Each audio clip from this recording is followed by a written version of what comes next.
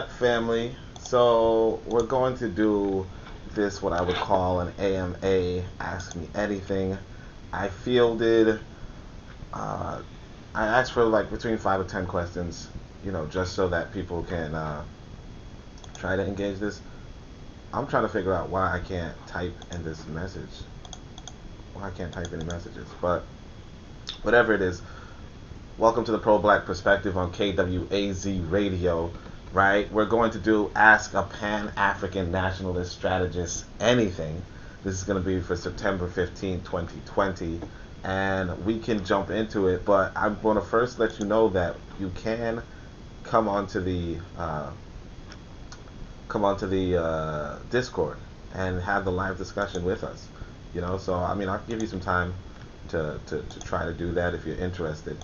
I still got to figure out why I can't work this live chat, so I'm gonna just look to see if it's even available, because that's gonna, if it's not available, it's gonna defeat the whole purpose of a what was it called? Ask Me Anything. If you can't actually ask me anything, but yeah, we're gonna. I don't understand this thing. We're going to do it. Let's go. So the question is this. So the first question we're going to have is, what percentage of blacks can we realistically get on board with Pan-Africanism so that they reorder their lives for revolution? Right? This right here. So, like the brother was saying, there's another brother who was telling us that, realistically speaking, you can look at Amilcar Cabral, you can look at other scholars, for this kind of answer. The person I grew up studying was John Edward Bruce. So John Edward Bruce has this organization in his, called like the Loyal Order of the Sons of Africa. And what the Loyal Order of the Sons of Africa was it was separate. It was micro organizations between 10 to 20 people. Okay, 10 to 20 people who then, in their own respective countries or their own respective areas, coordinate with the parent body, if you will. And realistically speaking, that's really how things operate on a mass global level. That when you're organizing, you're really just organizing cadres, So, cadres is kind of the socialist rhetoric for what is like essentially micro organizations, right? So the idea is that, it's not a matter of getting percentages of people on board with whatever you're trying to do. It's more a matter of in essence, you forming a cadre, you forming a small organization. I would say 13 people, 12 people, 12 people, 13 people, whatever you want to say. Garvey's UNIA, for instance, was really started with only 12 people, 12 to 13 people, like 12 people under Garvey, right? Garvey's UNIA started with 12 people. The reality is that like CEO boardrooms aren't, necessarily, hundreds and thousands of people, and it's just organization is really just that small main group, and with that main group, you then coordinate and the masses, So realistically, to get on board with Pan-Africanism, the reality is that our goals should not be to get everybody on board. The goal should be to get a small, dedicated, intelligent, active team, and through that dedicated, intelligent team, then you can you can enact, you could reorder their lives into revolution, and that's the big difference, and with that group, then you use that group then uses its resources to let's say empower other people, empower more mass groups militarily or in a revolutionary spirit, and in that sense you would then, like the sky is the limit. Okay, so the sky is the limit in that sense. So it's really, when you talk about percentages, you could say 1%. It doesn't matter.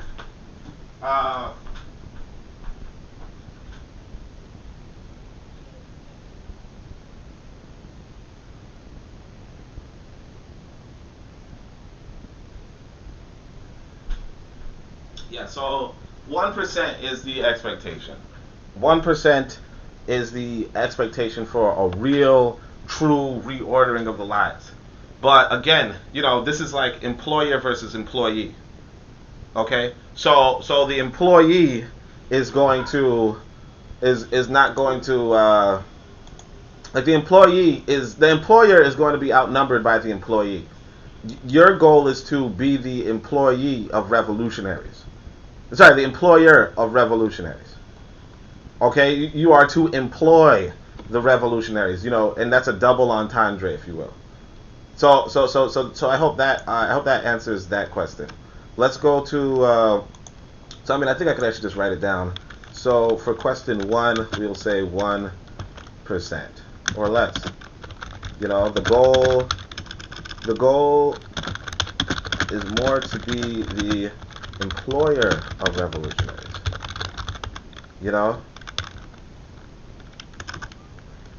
Than to expect the masses, the unemployed masses, right? To be, you see, and that's actually a really important idea too. Essentially, white folk pay us too little for us to be revolutionaries.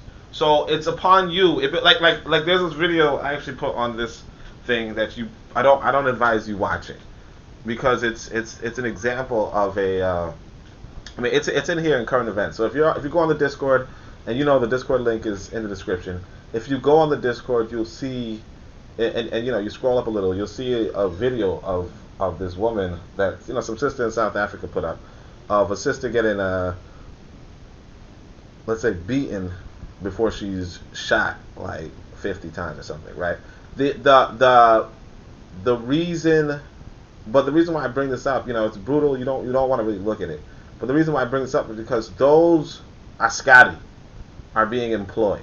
No one is sitting up, and you could even say they're counter-revolutionaries. You could say that they're just askari, whatever. The reality is that they are being employed by our enemies, right? They're being employed, and they wouldn't necessarily do that for free. You understand? They wouldn't necessarily do that for free. There's some sort of economic motive to what they're doing. So the real question is, and so there's just one. So it doesn't matter if it's white folk or black folk directing that sort of hatred and vitriol towards us as a people, right? It really doesn't matter. But what has to be said is that they pay for what they want.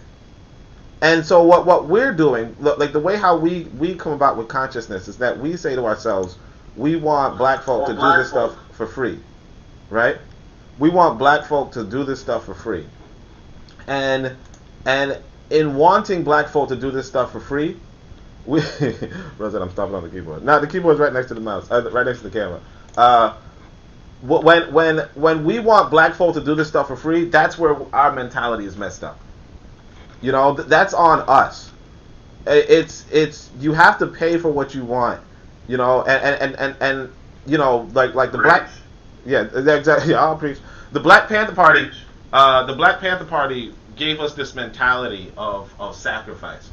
Actually, I think this brother brought up was it Fred Hampton, right? Yeah, Fred Hampton. So one thing I saw before was Fred Hampton.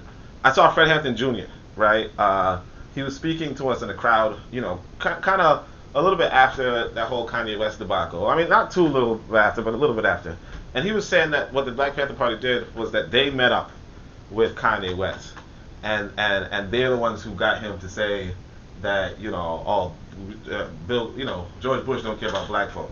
And then afterward, of course, Kanye West made a whole right turn, because I think they killed his mom or something, right? I'm not gonna say that. I'm not gonna make a conspiracy theory, but of course, Kanye West is getting paid by them, so of course he's gonna go by whatever they say.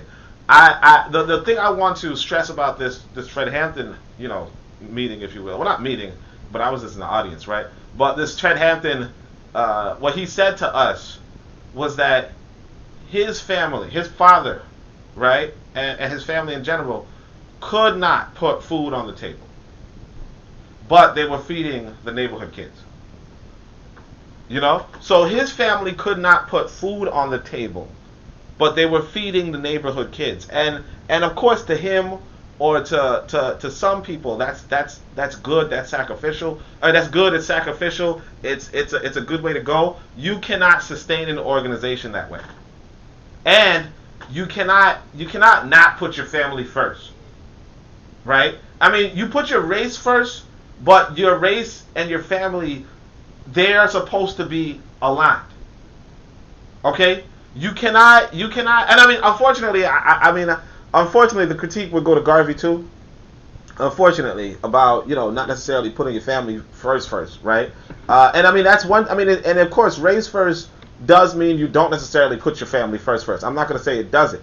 But the way how, if your kids cannot eat, but you're feeding other people's kids, right? That's a mispriority. It's not something that could sustain itself. It's not something that could sustain itself. And what we have to understand as a people is that, one, everybody's trying to feed their kids. Well, if you have kids, everybody's trying to feed their kids or feed themselves. Every day, that's something that we do as human beings. Even right now, I'm kind of like, maybe I should go grab a bite, right? but like every day, that's something we do as human beings. So that's one of the motivating factors for every human being on this planet, right? If I used to have inside of in my first book, in my second book, the Pro-Black Compendium, I used to have the core tenets of African, the core tenets of what was the African Blood Siblings at the time, right? And one of the tenets was that organization empowers its membership or disorganization, or something along those lines. But the idea is that you have to, if you're in an organization, it has to benefit you foremost. And this is why, nations are organizations, and this is why I was telling people that you have to understand that the nation empowers the the politicians first. You understand? It empowers the government, the governing class first. Because nothing is sustained, there's no intelligent people who do not put themselves first, with the exception of putting their children before them.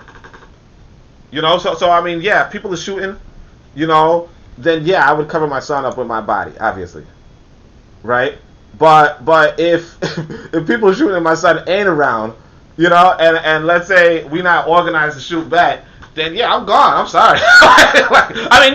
I'll protect some women too. I'm not going for it. I'll protect the women. But I mean, the main idea, I would say, is that we have to understand that most people are about the self-protection, and that's intelligent.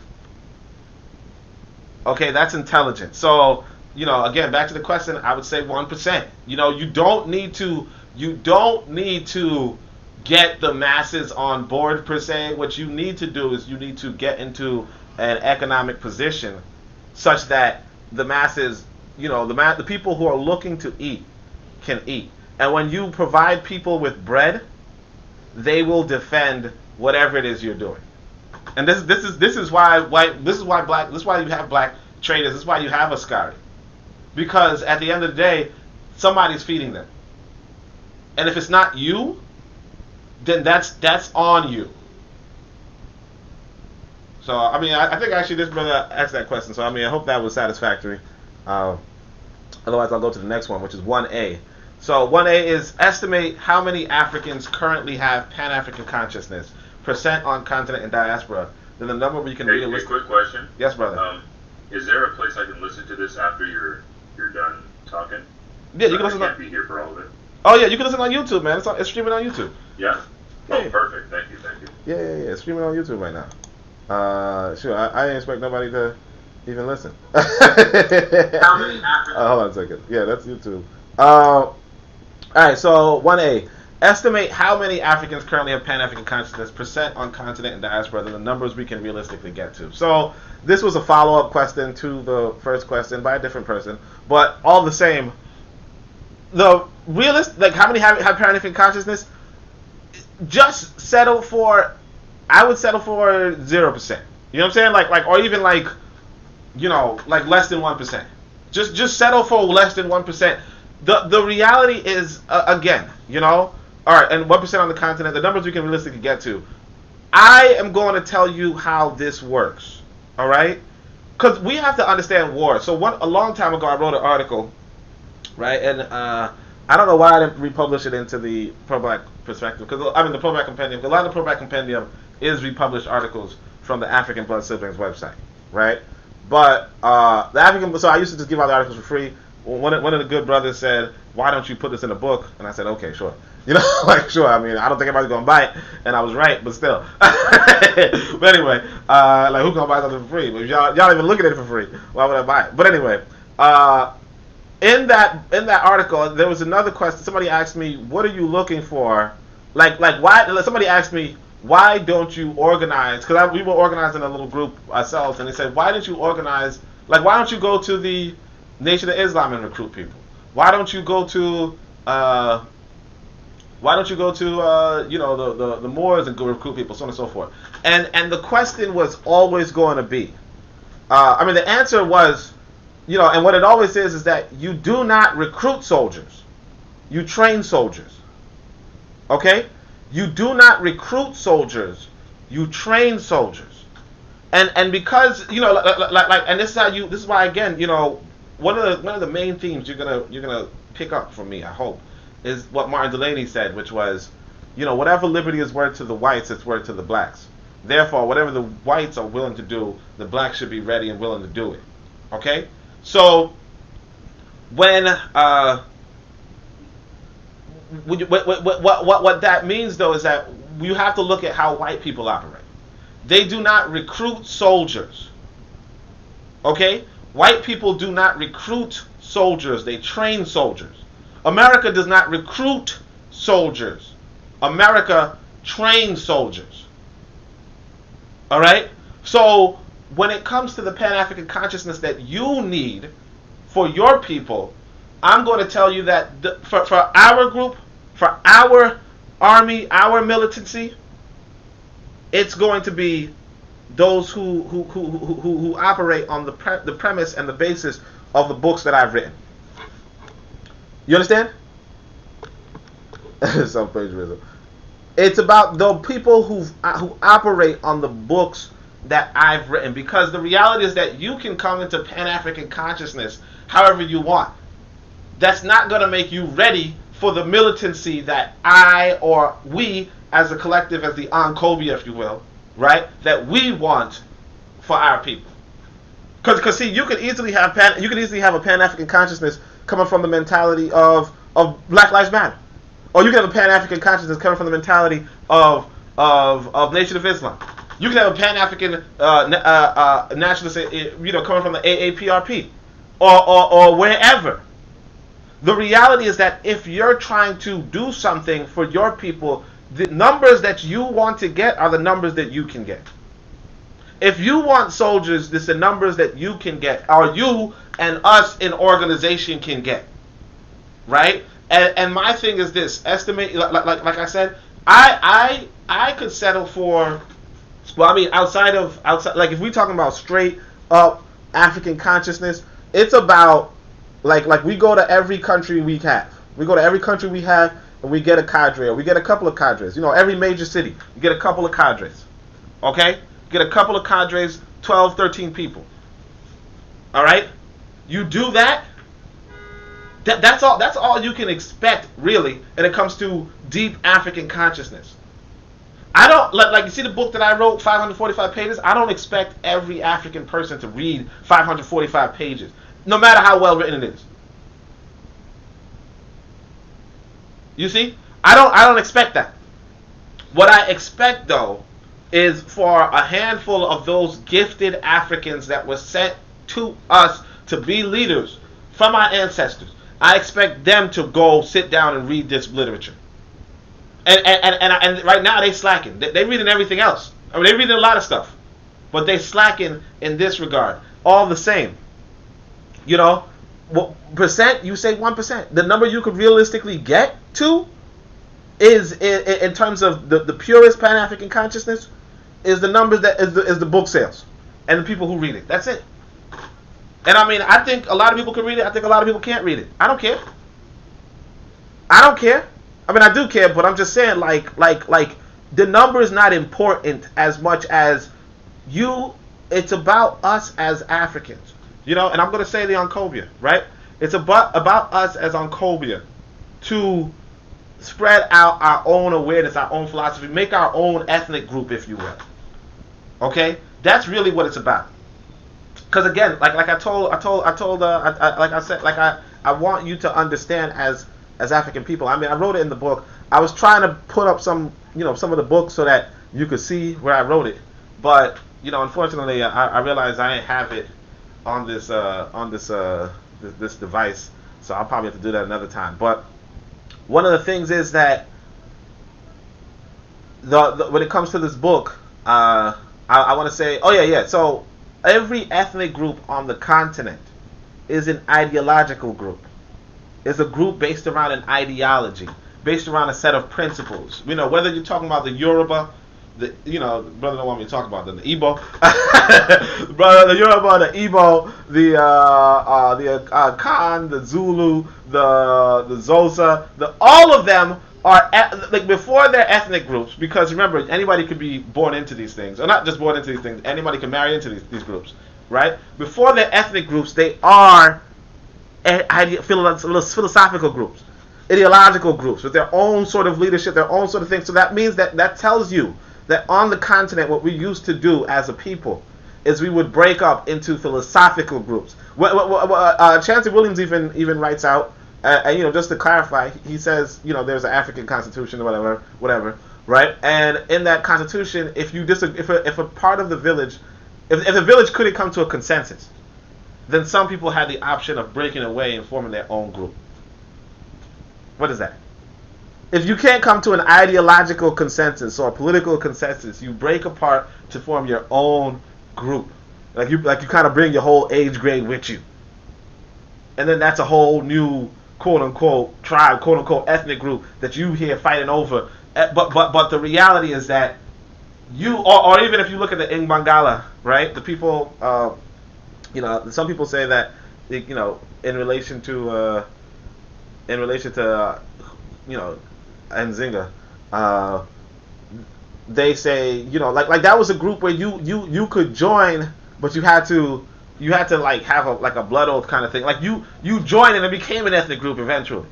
This is what ethnic groups are. That's why I say Oncobia instead of Pan-African blah blah blah, because what you realize is that you as African people, your inheritance, your ancestors formed African groups, like formed ethnic groups, formed intellectual groups on its own. So how many you can realistically get to? Like the sky is the limit, but it's not about, like don't focus on numbers. Focus on what you are doing. So what you can do is you can get 13 or you can get 12 people under your leadership. And then form something in your community. I mean, it's going to be Boko, obviously, but you could form something in your community, and then move from there.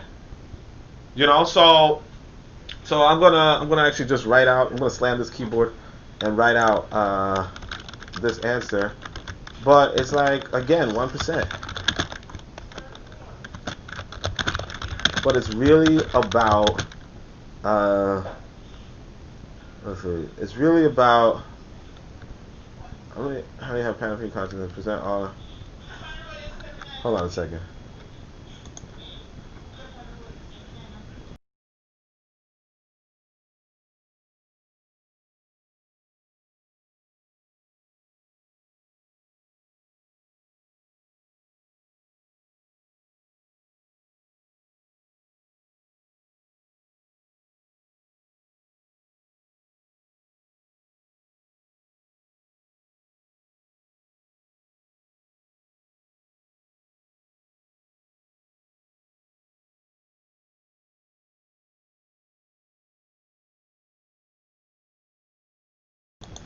%, but it's really about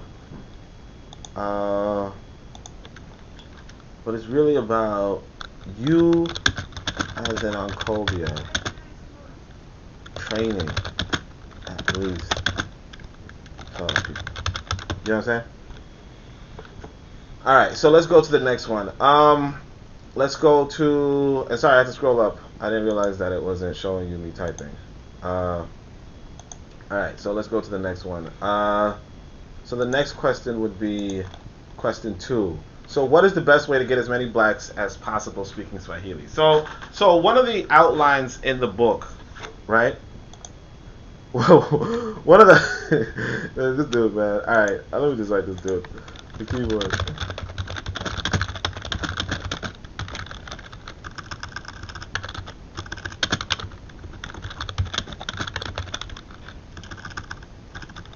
Like one. All right, so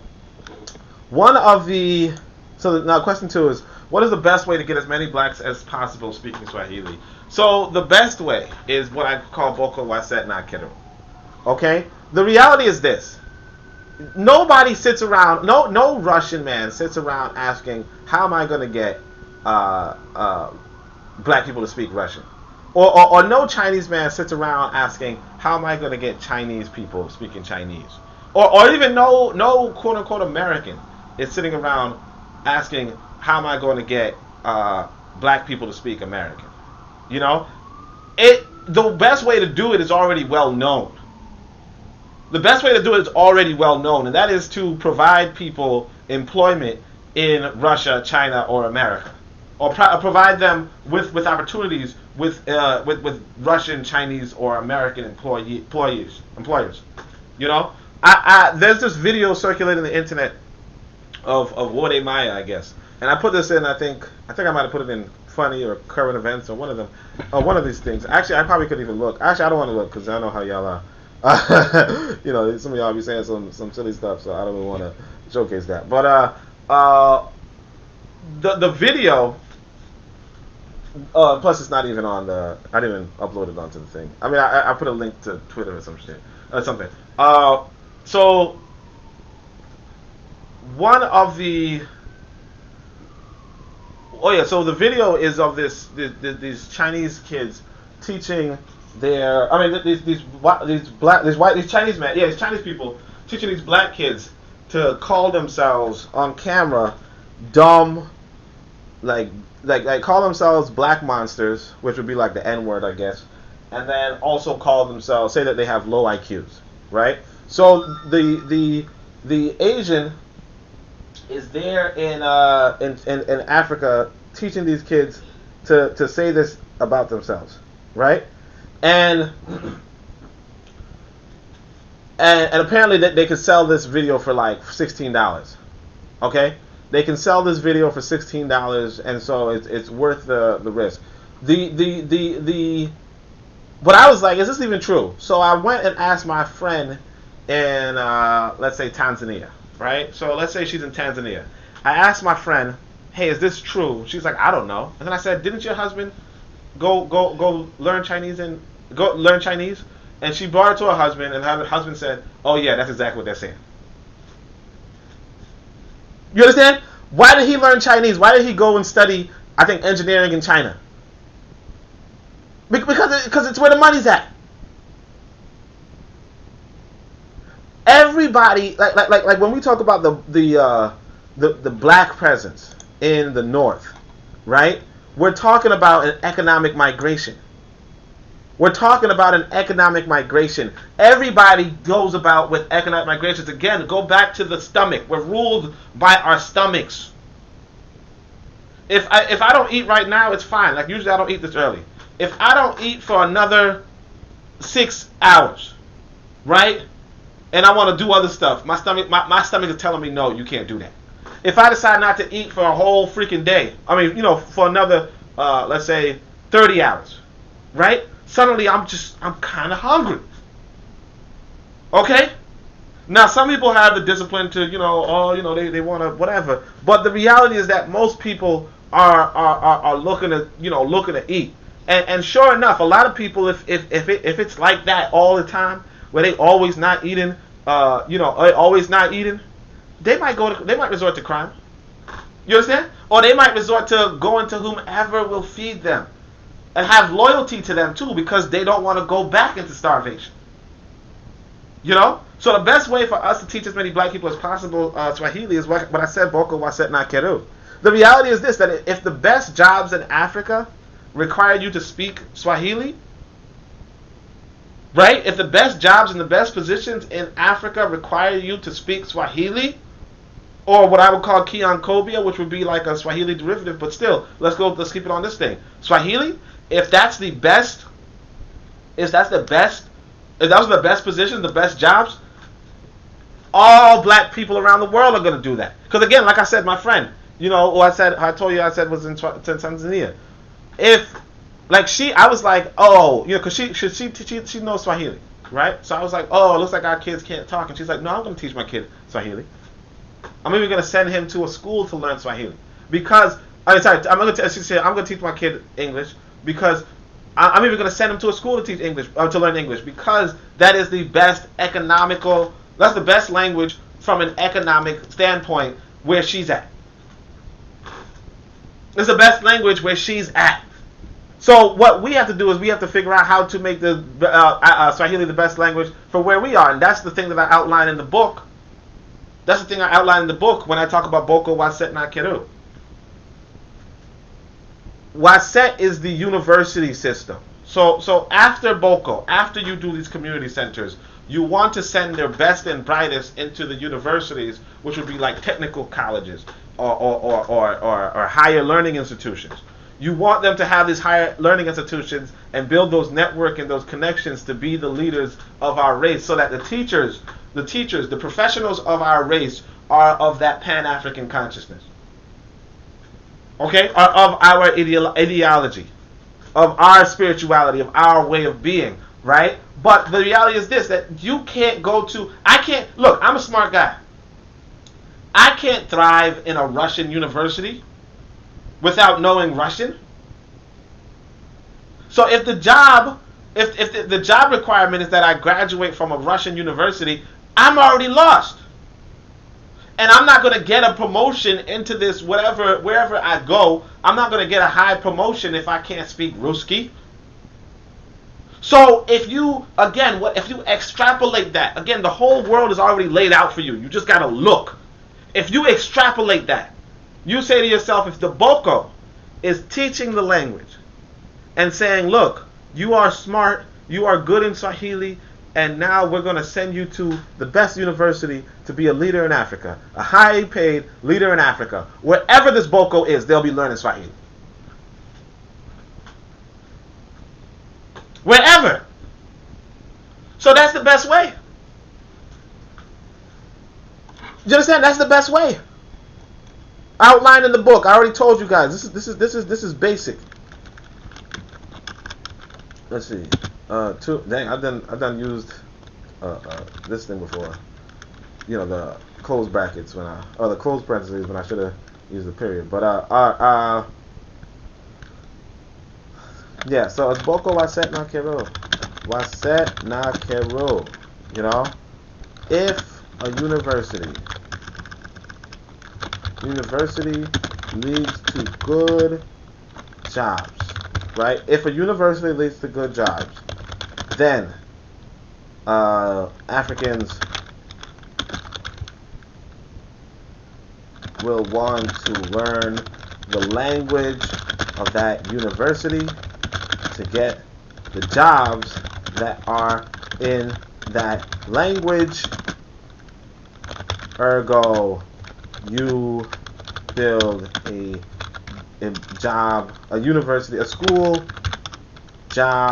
school university job network, i.e. Boko Waset na Keru. Okay? That's it. That's all it is. Let's keep going. Alright. Anybody have any questions? Of course you do as well. I'm reading them. Alright. Africans, number 3. Africans conditioned in or by the West are fearful, as you say, because they are not ready.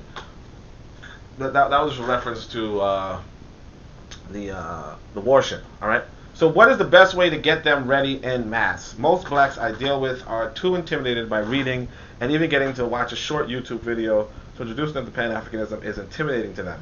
In short, if it's not advocating docility, victimhood, miscegenation, or waiting on Jesus, Allah, to solve the problems for them, they mostly aren't interested. Getting them to read the Carlos A. Cook's reader is a non-starter. Yeah, of course.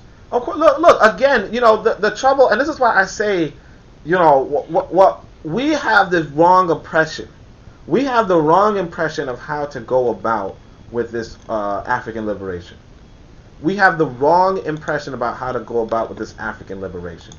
So what we want to do in African liberation is we want everybody on board. The question is this: where on this planet is everybody on board? Like we have this false expectation for everybody to be on board. That nobody's on the bullshit, everybody's ready. And I mean, sure, maybe you could think China, maybe. Right? But that's just the media impression of China. There's people bullshitting in China. You understand? Or even if you go to these other Asian countries, because I'll be more familiar with Korea. There are professional video gamers in Korea. Like professional video in Japan, another one of them serious countries. You got motherfucking perverts that just don't do nothing but, be perverts. Or full-time gamers. I mean, China is a hard example because, I don't know China like that. Right? But the reality is this, that if you look at America, you just got to go on Reddit for 2 seconds. You'll see white Americans about that bullshit. Sorry, I don't mean to curse. I mean, maybe my boy might watch this later, so I don't know if that's a good idea. I'm sorry about that. But the reality is that there's nowhere on this world that everybody's on point. You don't need everybody on point. How many white people would be qualified or classified as traitors if they were not white? You understand? How many? If you were being objective, you would say a lot of these white folk are traitors. You would say a lot of these white folk ain't about nothing. Ain't about that nationalism. Ain't about the message. Ain't about whatever it is. The only reason why you don't say it is because white people in general have, or not white people in general, but there's a white upper class in a white nation. And I mean, there is also a black upper class in a black nation, but we tend to call them puppets because the white nation is stronger. But the reality is this: again, you don't have to get. There's a African proverb. The Kikongo, they said, look, if people want to eat, drink, and sleep, let them. I should look. I'm just gonna pull up the book. I'm just gonna pull up the book. I can't pull it up on the computer, but I'm gonna pull it up on my phone, and I'm just gonna read this quote because this proverb, this is in the Pro-Black Compendium. This proverb is very important, because like it's one of those things that we tend to here. It's Diayanwa Walambalala Batungulwa Wala Kuzeyi Boko. Right? So this is page 58 of the Pro-Black Compendium. Right? And it means eat, drink, and then sleep, for you ignore how the village was built. Just watch and see. Don't be involved in fundamental social issues of cultural and systemic discrepancies. Okay? So this is our ancestors saying to those among us who ain't about it. They're saying, look, just eat, drink, and sleep.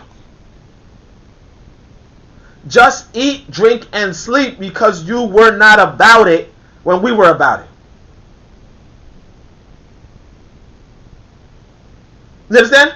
But they understood that you don't have to, you're going to have people in you have to understand that in your nation, if you're building a nation, you're not going to have everybody, yes sir, yes sir. You're going to have people who just eat, drink, and sleep.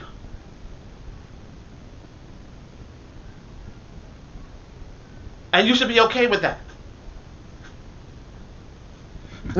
Not so much miscegenation, obviously.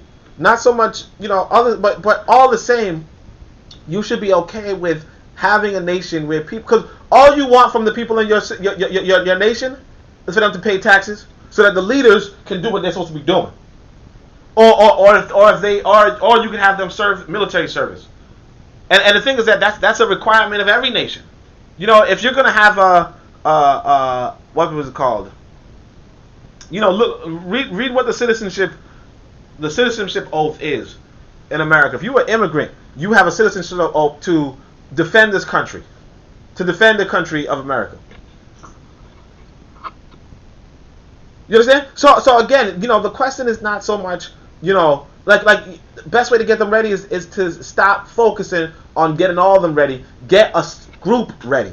Get a small group ready, and then when you all, you know, pitch your resources together, get our people organized. I mean, you know, when you all have something for our people, you have employees, you have access to the governments of these African nations, you have resources galore, and you're using those resources, and you're requiring, and you know, when you do all that, you don't gotta worry about, like again, you don't have to worry about that. Let's talk about the capitalists. Let's talk about the capitalists in America, right? Sometimes they're not even in the government. But they have stakes in the government to the point where if they want something from another country, they can send little poor black youth, little poor white youth, little poor, you know, every youth, right? They can send all of them abroad. They don't gotta say, how can we get these you know, they don't sit around, how can I get, well, you know, black folk to hate Afghanistan? They know how to do that when they say, look, you join the military, now go and kill these motherfucking Afghani. I keep cursing, sorry about that. But you understand, they don't have to have you already ready. They don't care if you read anything. Like I know people who are soldiers. They hated these Muslims. They hated them. They hated these Arabs. They didn't know where the countries were. They hated them. Because it's easy to manipulate people that you feed. It's easy to manipulate people that you isolate. But you're only going to feed and isolate them when you have power yourself. When you're able to feed and able to isolate, able to punish, able to reward. When you have power. So don't worry about how you cannot succeed when you don't have power, and when other people have power and they are doing better than you. Duh, they gonna do better than you. The point is to build up your power with not a mass group, because the mass group is not gonna. It doesn't even make any sense. It doesn't even make any sense to say, let's have the mass group be the powerful group. Nowhere on this world, again, you know, we have these socialist delusions. We have these delusions from socialism. That's what it is. So I'm gonna, you know, just write. So what was this question? Best way to get them back?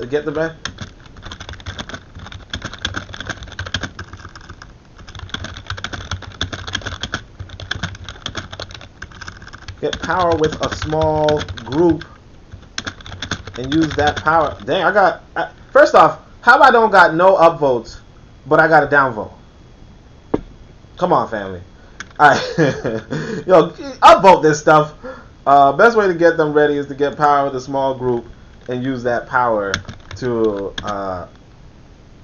influence a larger group. To influence a larger group. This is how capitalists do it.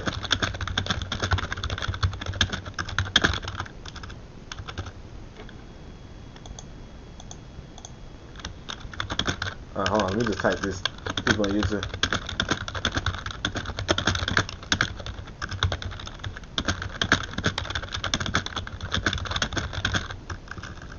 You know what to do.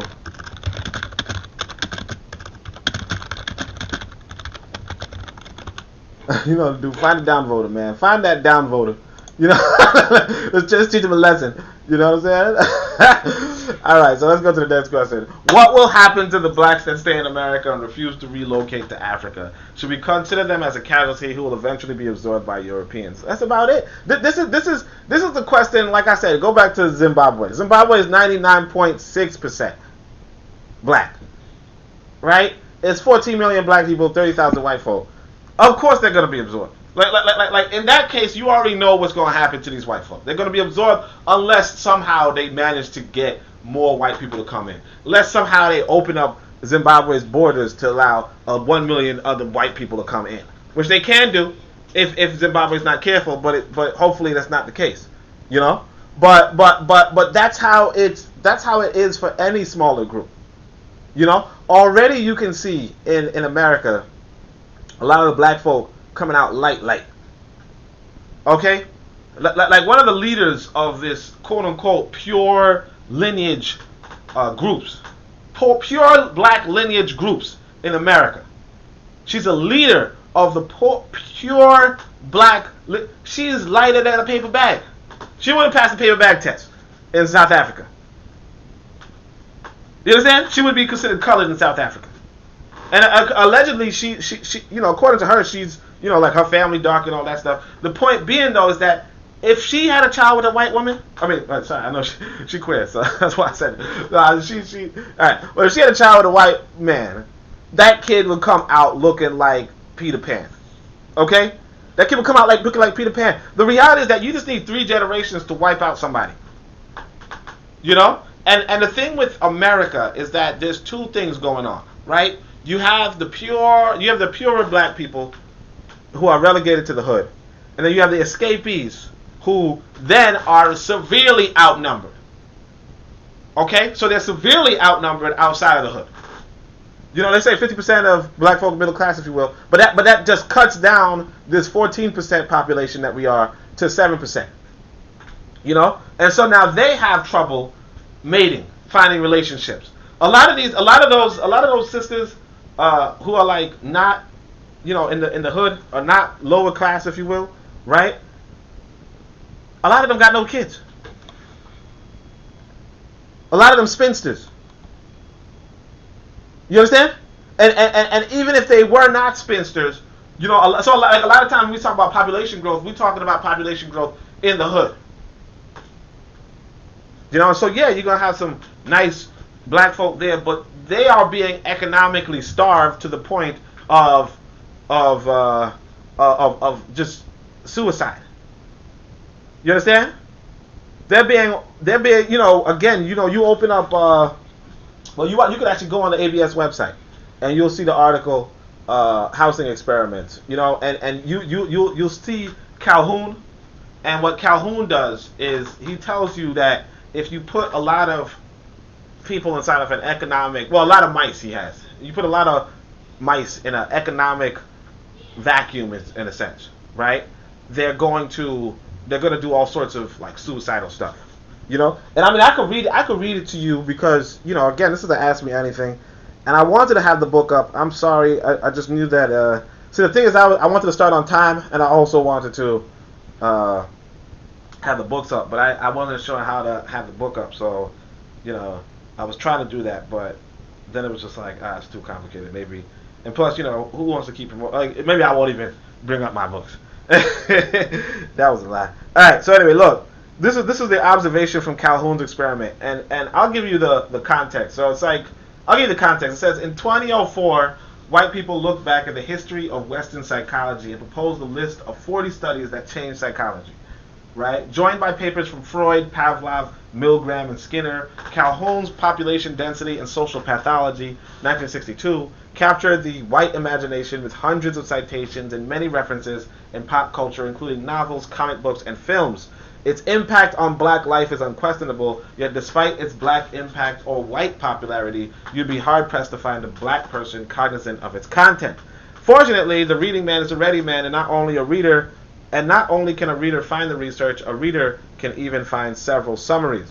So I'm going to give you the summary. And again, like I said, this is in the Pro-Black Compendium. This is also available for free online on the African Blood Siblings website. You just look up housing projects, human experiments on black self-destruction.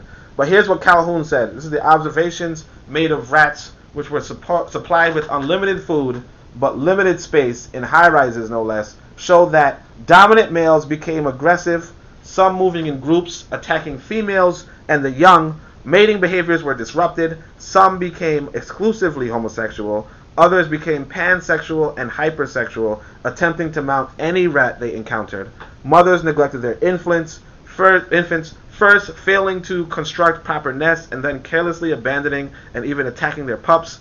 In certain sections of the pens, infant mortality rose as high as 96%. The dead cannibalized by adults.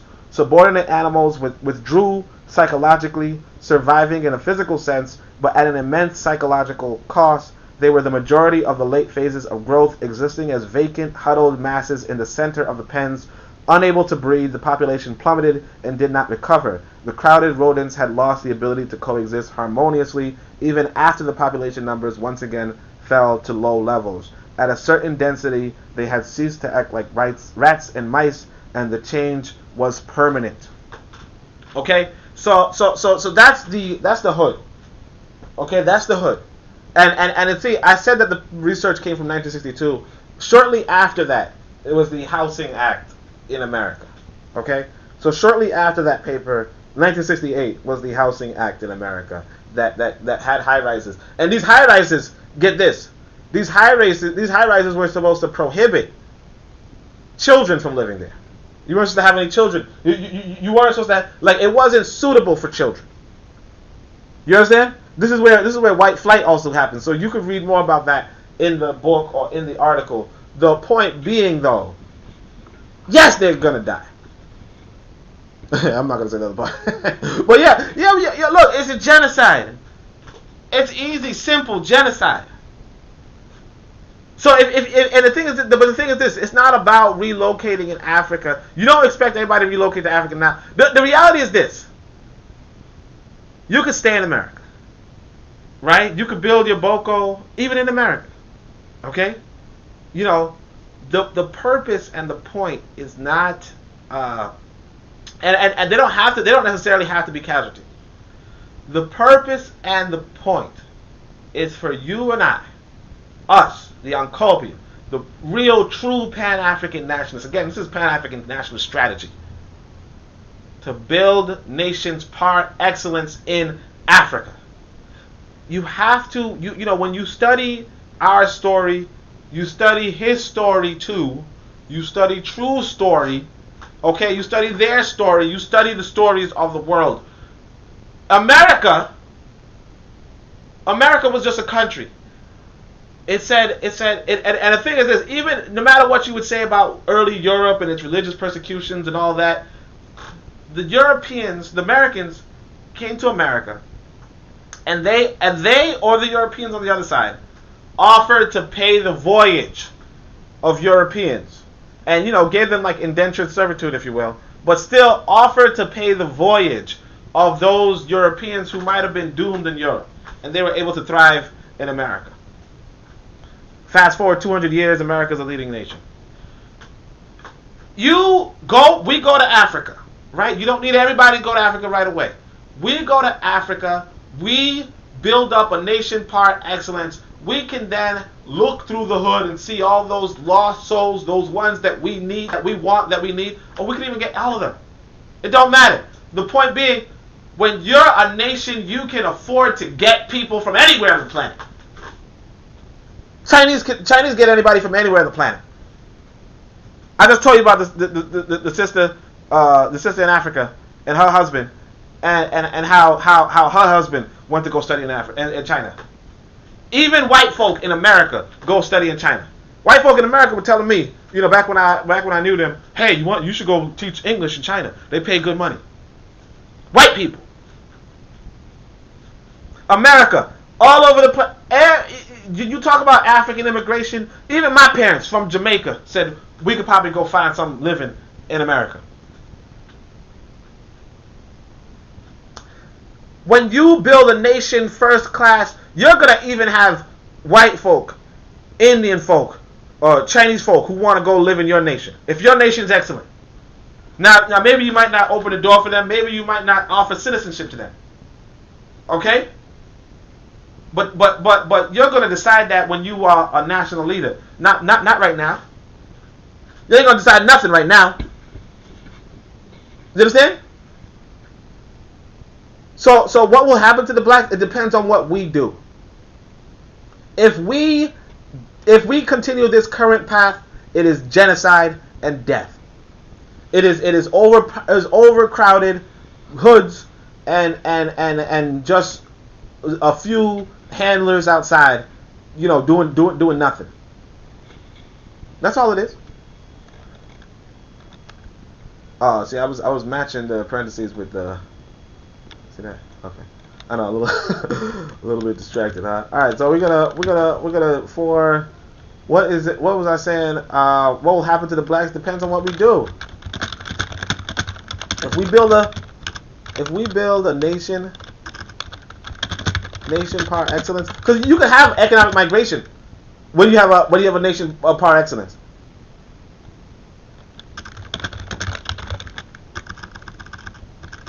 We can save everyone in the race. Brazilians, AA, Jamaicans, Zambians. You know what I'm saying? How am I supposed to make it? Zambians, everyone. Nigerian. Let me say Nigerians. Everyone. If you have a nation par excellence, but if you don't, they're dead. Oh, let me actually finish that. Let me edit this. But if you don't, they're dead. But if you don't, they're dead. They're dead. We all are. Now look at that. I'm gonna spell this right here. Like I said, everybody's hungry. I'm gonna change this too. I know. Y'all like, this dude really care about this frenzy.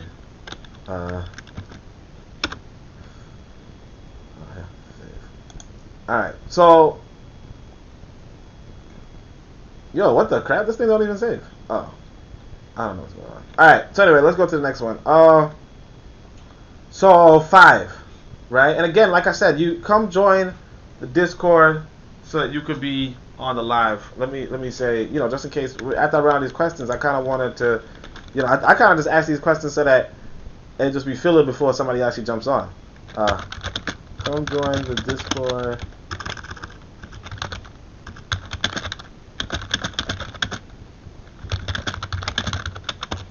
So alright, somebody actually put a comment though. Yvette Carnell is a multi-generational, multiracial female with a alleged fetish for white females. Someone who is the LGBT death style cannot lead an African liberation movement. She's not looking to do African liberation. Yvette Carnell is not looking to do African liberation. There's no such thing. The thing is this: if you're in America, and your African liberation is going to happen outside of Africa. I just told you how. African liberation is not going to happen in America. She ain't leading no African. She ain't trying to lead African liberation. You understand? She's trying to get paid. She's trying to get paid.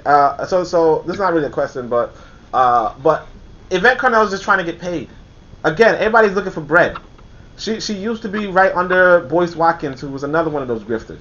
She just caught on to a gold mine and she's milking it. You see how I have this super, like my super. How much money did I get in the super chat? How much money did I get in the super chat? Go on YouTube. Look how much money I got in the super chat. Okay, it's $0.00. I can't even get super chat because I don't have enough subscribers. You know what I'm saying? You know what I mean? I probably won't ever get it. She gets $300, $400. Like by the time that I just did how long this podcast is, the hour, she would have got $400. Talking on nothing. She's just trying to get paid. And if she's just trying to get paid, then it's almost like the whole don't knock the hustle. You understand? She's just trying to get paid. Like we the one trying to impose on her African liberation. No, she legit saying we want reparations. 1 and 2, she legit opens up her platform for donations. It's common sense that there's nothing, like you can't even see, you projected. You know what I'm saying? You projected in a sense is a solution. You're correct. You projected when you say African liberation. She never said African liberation. You understand? She never said African liberation. So it's the idea that she cannot lead an African liberation movement. That's exactly what she was going for. She was never, integration is assimilation. Her bloodline is integration and assimilation. You understand? sometimes you can look at somebody's bloodline. You know what I mean? I mean, it's not necessarily, that's not necessarily 100%. You know, that's not necessarily 100, but you can sometimes look at people's bloodline. But if nothing else, look at their actions. You know, look at their actions. There's nothing about if she's dating a white woman.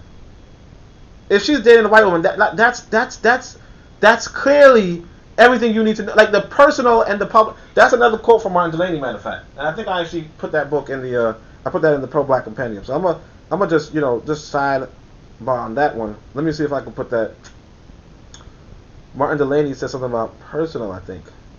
So, like, I really wish I could pull up the book for you guys, but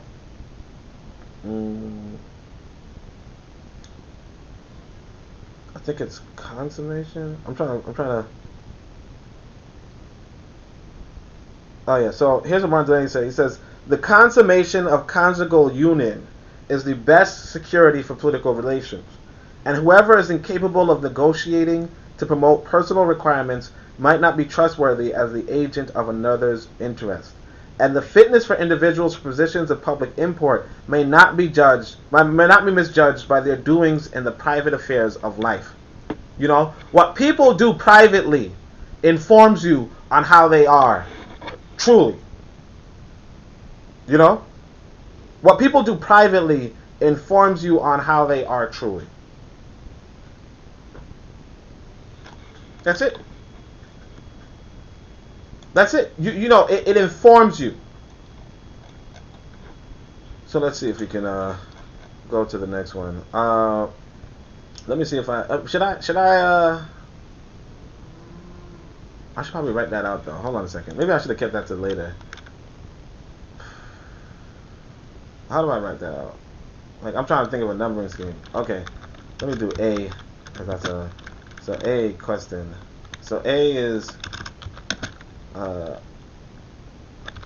Yvette Carnell about African liberation. About African liberation.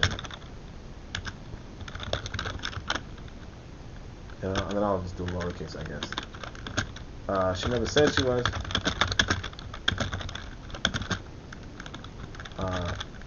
She, you know, Martin Delany, you can judge a people by their private affairs.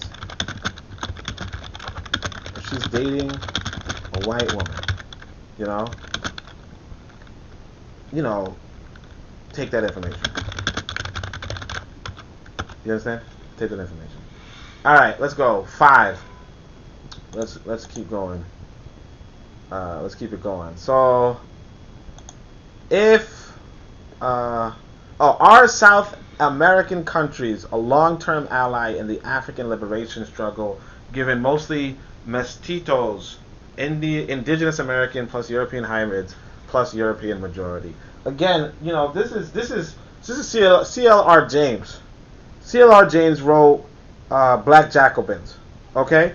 I reference one of the most important things in Black Jacobins in the pro-black compendium. So, you know, again, you know, sometimes you just want to engage the literature so that the answer's already there. You know, I already wrote it out for you. All right. So let's see if I can find Jacobins in this book. And again, I'm sorry that I would just search Jacobins. Well, I mean, I don't know if you guys. I mean, obviously you guys don't have the ebook, but. But here's the Haitian Revolution. So, oh yeah, so I went over this in Wars for the Haitian Revolution. So when I gave you the top 10 wars, that was me reading from the pro-black compendium. So go on the YouTube link regarding the top 10 wars. You know, you already know the pro-black perspective. Look up that. So one of them was the Haitian Revolution. At some point, that is okay. So he says, because of Haiti's victory, this is me saying it. Right, I'm quoting C.L. I'm kind of like paraphrasing C.L.R. James. But because of Haiti's victories, Eurasians craftily supported white Creole revolution to offset the possibility of more African revolutions. That is, Latino nations and Latino people were quickly established and recognized by stronger Eurasian nations to offset the prospect of black nations.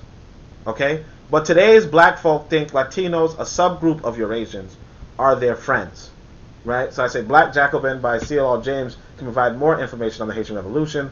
And of course, Irritated Genie by Jacob H. Carruthers is another recommendation. But Irritated Genie won't tell you about the Latinos. But all the same, why do I say that? Is because no, they're not going to be long-term allies. You understand? The only way that they will look, anybody will be a long-term ally. Like I'm gonna say this: anybody would be an ally if you're more powerful than them. It's all like again, go to my sister from another mister, Afiyong, who I did have the opportunity to ask a question to, of course. But like she said, it's all about power. It's like you have, let's say you go into the hood, right? You go into the hood. Right? The gang leader, if there's a gang leader, everybody cool with him. Because he's the strongest. They might be plotting to get rid of him and get his position though. So there's no he understands, if you're a smart gang leader, you understand there's no long-term allies. Even among your own people. Even among your own people, it's about power. No, don't worry about like the reality is this: that if you're a powerful black nation, even white nations, if you're more powerful than the white nations, even they will be friendly to you. This is what happened with ancient Kemet. Ancient Kemet was the strongest nation on the planet. The Greeks were sitting at their feet. But don't confuse temporary obeisance, right, with long-term allyship. So no, they're not. People are allied to, like, even you in your life. You're going to Wazungu. If you are going to Wazungu, if you are working for Wazungu, you're going to Wazungu because Wazungu got power, not because of anything else. And Wazungu knows this. This is why he keeps you out of power. He knows you're not gonna go show up to whatever he's doing if you don't have power. Common sense. Yeah. Okay. He said long-term ally, right? So it's like, and again, and another thing is this, that because the brother points out Venezuela and Cuba, these people.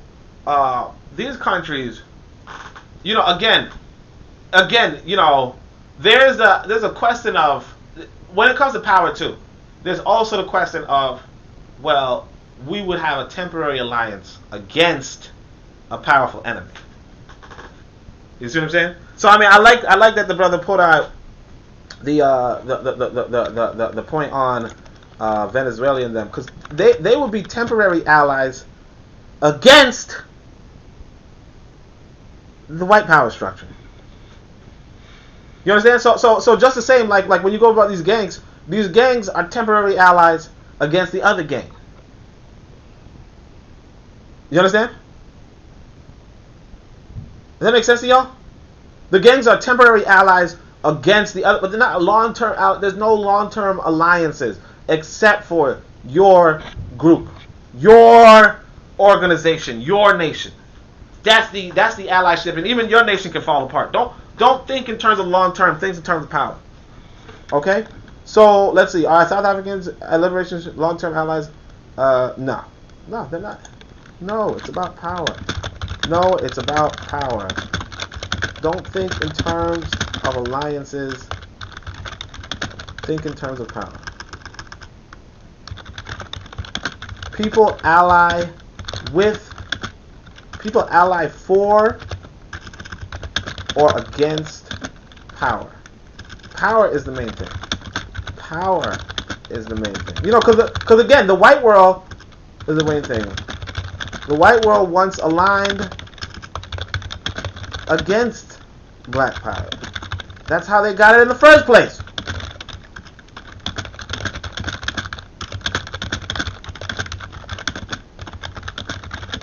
The Indus Valley. You understand? You understand? Hold on a second, I just heard a noise.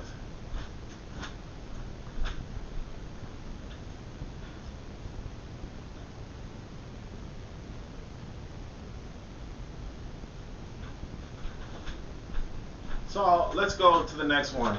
So I hope that's satisfactory. This is I'm liking this, but let's go. 6. What are the top 3 countries, regions for Boko and why? So this is again, first off, even if you had a top 3 regions, countries, you wouldn't really say. I mean, you would say it, but the reality is this: it comes down to like Boko, or the idea of a community center, or the idea of building for your people. That relates to the builders. This is what's called prospecting. Okay, so I have this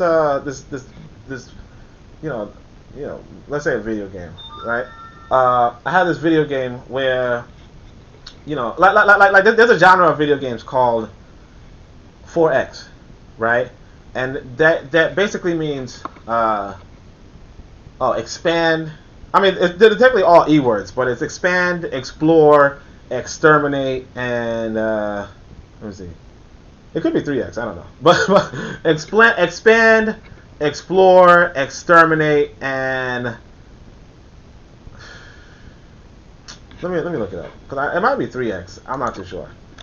4X games. So the meaning is explore, expand, exploit. See, look at that. I'm so African out. I don't even think about exploitation. But yeah, exploit and exterminate. And actually, in most of these games, you prospect, where you look for the best place depending on what the resources are. But the main thing that makes it the best place is you, as an African. Wherever you are as an African, that's the best place. If you are an African minded towards building what we call a Boko, that's the best place. Now, when you talk about a university, when you talk about Wasset, then you're talking about Africa. Okay, then you're talking about Africa. But wherever you are as an African, and I mean, of course, I would not recommend it in America. I would not recommend it necessarily outside of Africa, although the Caribbean islands are wonderful, right? What I would say is that you as an individual, it depends on you. If you can't if you can't operate in a certain country, then you can't operate in certain countries. It's not a best area for you. It's kind of like if you were to ask somebody, hey, what's the best place to meet a woman, right? Now some people might say, well, you got to go to, somebody might be like, well, you got to go to museums, right? But if you're not a well-read brother, you ain't getting nothing at a museum, right? But or if you or somebody might say, man, you got to go to Carlton's party, right? Now Carlton's not going to invite you to his party. You ain't gonna get nothing. You ain't gonna get no. It's like, or even like you could say wherever, some places you don't have enough money. You know what I mean? So the concern is so much. It's really about you. Where do you want to work? Where do you see yourself putting down your flag? Where do you see yourself working in a community? And where do you see an opportunity for you to convert the people into workers? You understand? So it's not no top 3 countries, regions. If eventually I do want to give y'all a list of like the 50 black nations that we really want to mess with, right? And I'll give you guys the GDP, their budgets, their GDPs, their so on and so forth, and you can see how desperate they are and all that stuff. But how desperate and whatever, and how much we can help out and how much we can assist and what little we need to do to make a change and make a transformation. So I could give you that, right? We can do that kind of analysis, but the reality is this: that if you can't even travel to another country, then you do what you got to do. I wouldn't recommend it in America. But if that's all you can go, that's all you can go. I wouldn't not that I wouldn't recommend it. I wouldn't personally do it in America. Okay? I wouldn't personally do it in a dictatorship. Like I just told you guys, if you want to go check out, I think it's in current events. If you want to go check out a video of a sister, because the South African sister put it up, right? You want to see a video of a sister getting shot and beaten and all that crap. I mean, not that you want to. I hope you don't want to. But if you want to see that, that's the fate that a lot of people end up with. And this sister wasn't even no revolutionary as far as I understand. So if you're trying to destabilize and attack a nation and do all that stuff, understand that worse is coming for you, possibly, if you ain't ready. So if you go to the wrong area, Like if you in that little region over there where the soldiers are willing to kill a woman, right? Then obviously that's not the place to be. But it could be if you was one of those soldiers, I guess. And you were trying to organize something, so again, it really depends on who you are, what you are, where you are comfortable. There's no top 3 regions. It's about what you want to do, what you want to accomplish. So I hope that's up to par, up to speed, up to pace. I'm just gonna type it out. 6.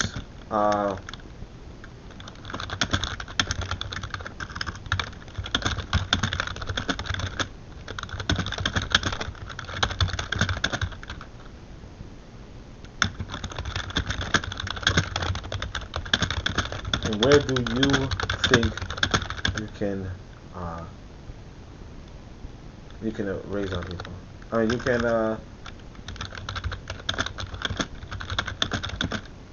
can employ and feed our people. You know what I'm saying?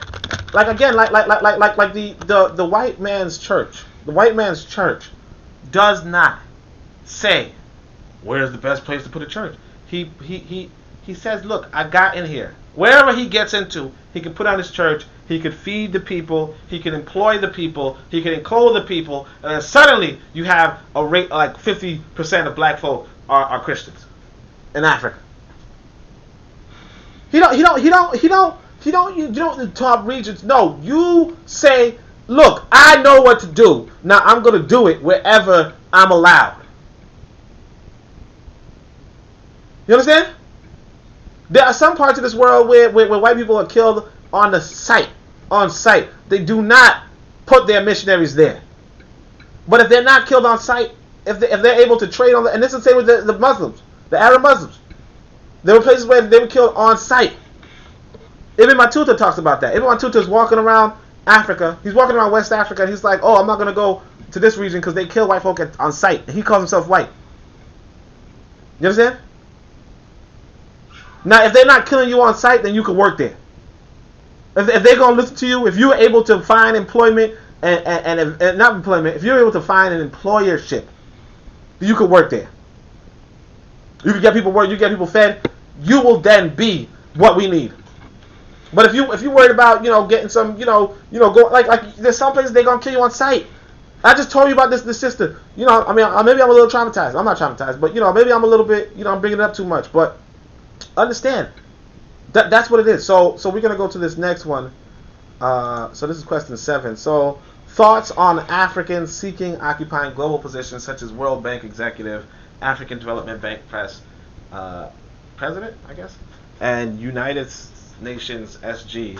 What are the pros and cons for Africa? Right. So again, this is more a deal with what's going on the planet, what's going on in the world. Okay. Question 7 is what's going on in the world. What's going on in the world is global warfare. Okay? It's global warfare, and it's happening, whether you like it or not. Okay? This global warfare is happening, whether you like it or not. All right? So, what's going on in the planet? What's going on in the world? Hey, peace, brother. How you doing? All right. So it's what's going on.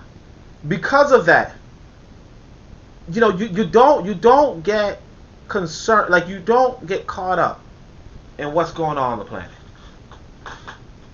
What you realize is that is the battlefield. You got to look at the world as the battlefield and take and do what you can as for it. Like I told you about the Fred Hampton story. Fred Hampton saw a international celebrity who was finna go on TV. And they I think he said that they like kidnapped him or something, but they took him to a room and like tried to give him some indoctrination, so that to the point where when he got on TV, he was like, oh yeah, George Bush doesn't care about black folk. You understand? Like that's like at the end of the day, that's how you're supposed to look at it. You don't say, hey, what are your thoughts on Kanye West being an international celebrity? Like. That's how the white man is running the world, if you will. And all you need to do is figure out how you can use this world to your advantage. Some things you cannot use. You understand? You got potheads. You know, if you don't want to too. Like for instance, you know, Nation of Islam might be good with you know, like let's say, you know, potheads or dope heads, whatever, right? It might be good with them. It might not be useful to you. They might not be useful to you. So that's just a part of the world. It's just a part of the world. There are things going on, big and small. And in warfare, it's about looking at opportunities and taking those opportunities as you see them. And if they're not opportunities for you, then it's whatever. It's just dust in the. It's just nothing. It's just whatever. You know. So as far as Africans seeking and occupying, people are going to because they are part of this global economy, whether you like it or not. Your goal is to have an African economy. An African alternative. If you do not have an alternative, then it's like what the quote, I think it was Malcolm X. He puts it. I think I might have this also, because you know, Pro-Black Companions is kind of like a lot of quotes, right? You know what I mean?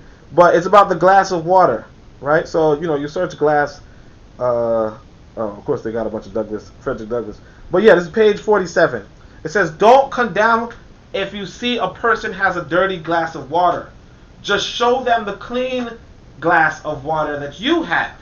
When they inspect it, you won't have to say that yours is better." Okay?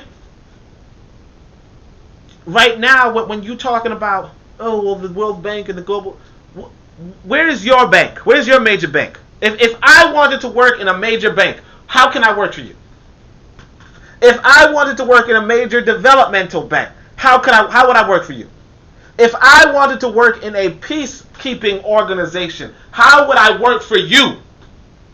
Until you can answer those things, that's what Garvey was saying. Where's the black man's president? Where's the black man's this? If you cannot answer that, and Garvey said he'll make it himself. If you cannot answer that, then of course all you're doing is showing a dirty glass. This person wants to eat and has the intelligence, right? These people want to eat and they have the intelligence to do great things. But you're not giving them the forum to do those great things. So my understanding is this. My understanding is this, that you have to give your intelligence that opportunity. Because right now, I was saying to myself, look, I could have been an astrophysicist with these white boys, but I said, no, I don't want to do that. But of course, y'all will, if I were an astrophysicist, y'all will condemn me and say, oh, why are you working for the white man and doing all this stuff? You know, and it's like, at some point, it's like, I'm in a business because I can't work for you in astrophysics.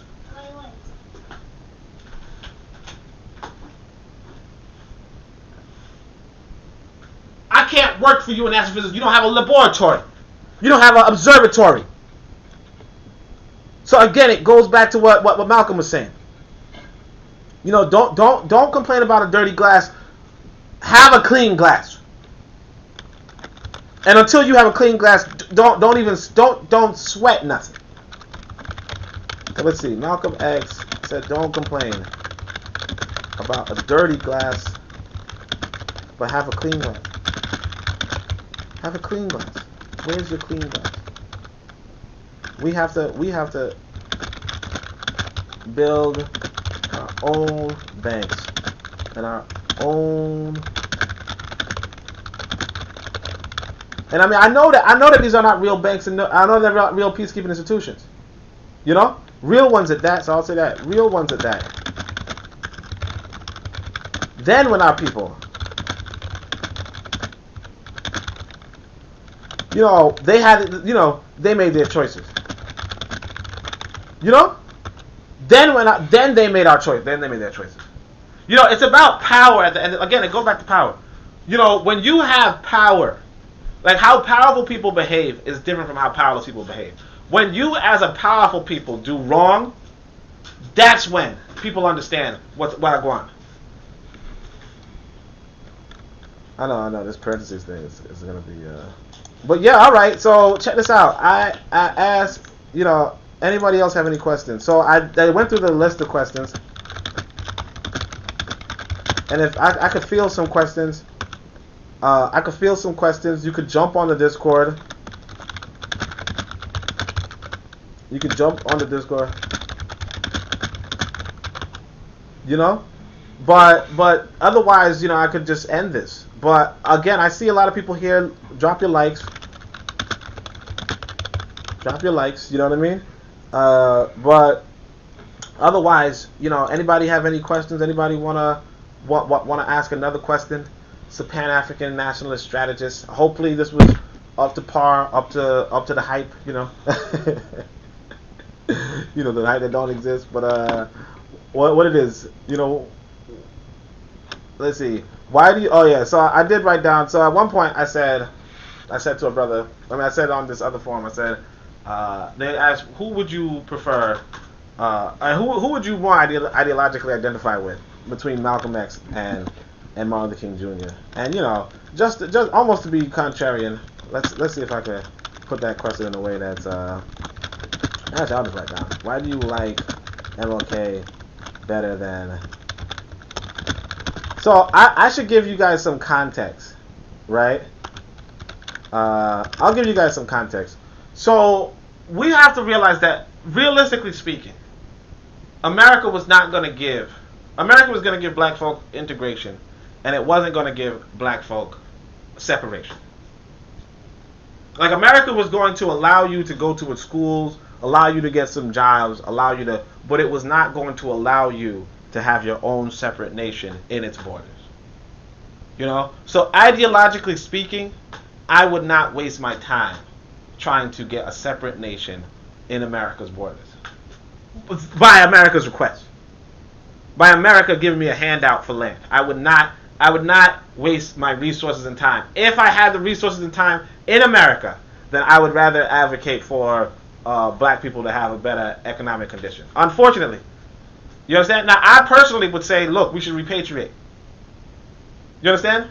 And I think somebody else put down inside of that same chat that, MLK did say, we should go to Africa and develop there.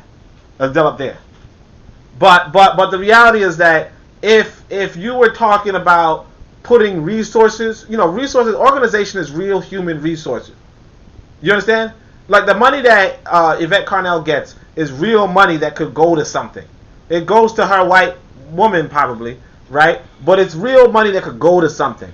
If I were to put real money into something, it would not be trying to have a separate nation on America while America is there, because that doesn't make any damn sense. If it was real resources, I would do what, because if you do the measure, Martin Luther King Jr. gave black folk jobs. Martin Luther King Jr. gave black people training. Martin Luther King Jr. Gave black people a better economic leg up, or at least some of us. You understand? Allowed some of us to go to school, some of us to become astrophysicists, some of us to be doctors, some of us, like that's a whole reality. As opposed to this separate nation idea that just cannot manifest. So if I would do real raw resources, and I was quote unquote American, and I had to choose between the two. You understand? Now, of course, I'll do Garvey. Right? Of course, if it came down to it, I'll do Garvey. But if you have to choose between the two of them, I would say which one's more realistic is that? Is Mel McKay. So I'll just type that out. Anybody else have I'll look at the list. So hold on a second. But if anybody else has any questions, let me know. I prefer Garvey, obviously.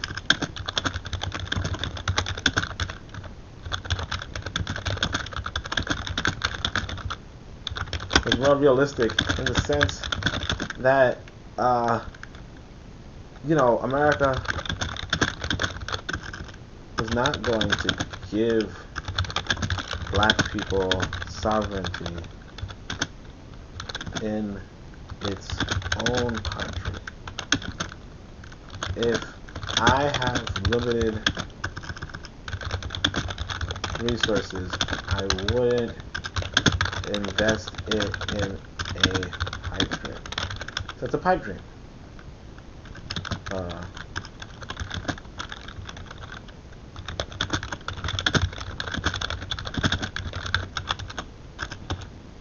Yeah.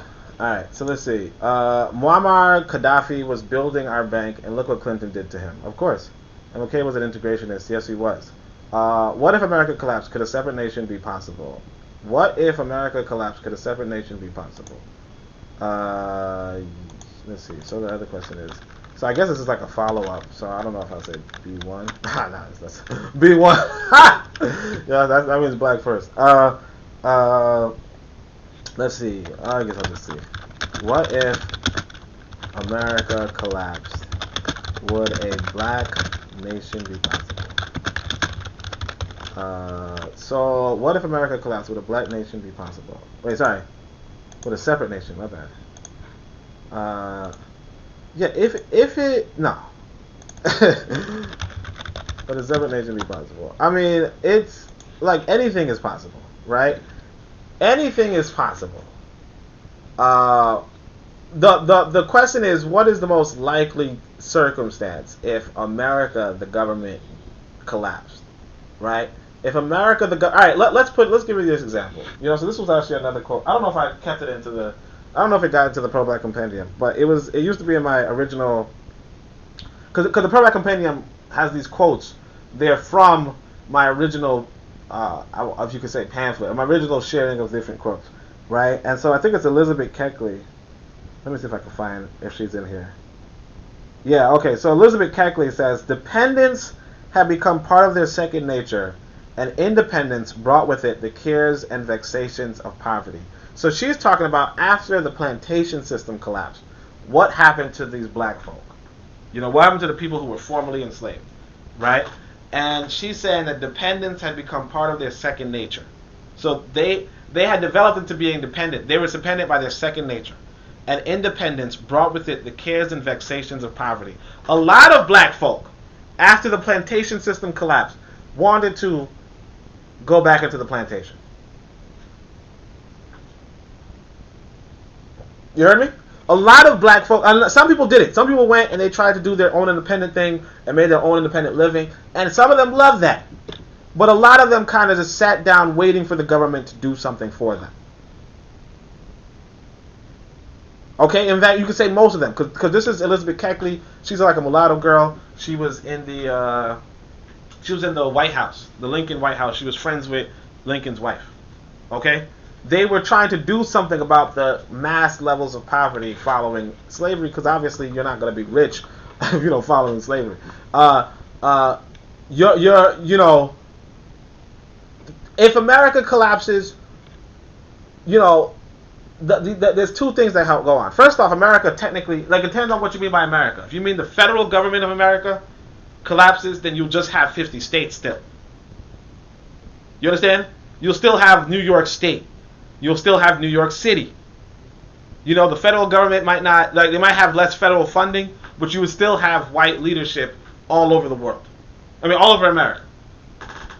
Right? They just, like, so it does, like, you'd have to have, like, it doesn't even, I don't even know how America would collapse. Like, that would be, like, I don't know what that means.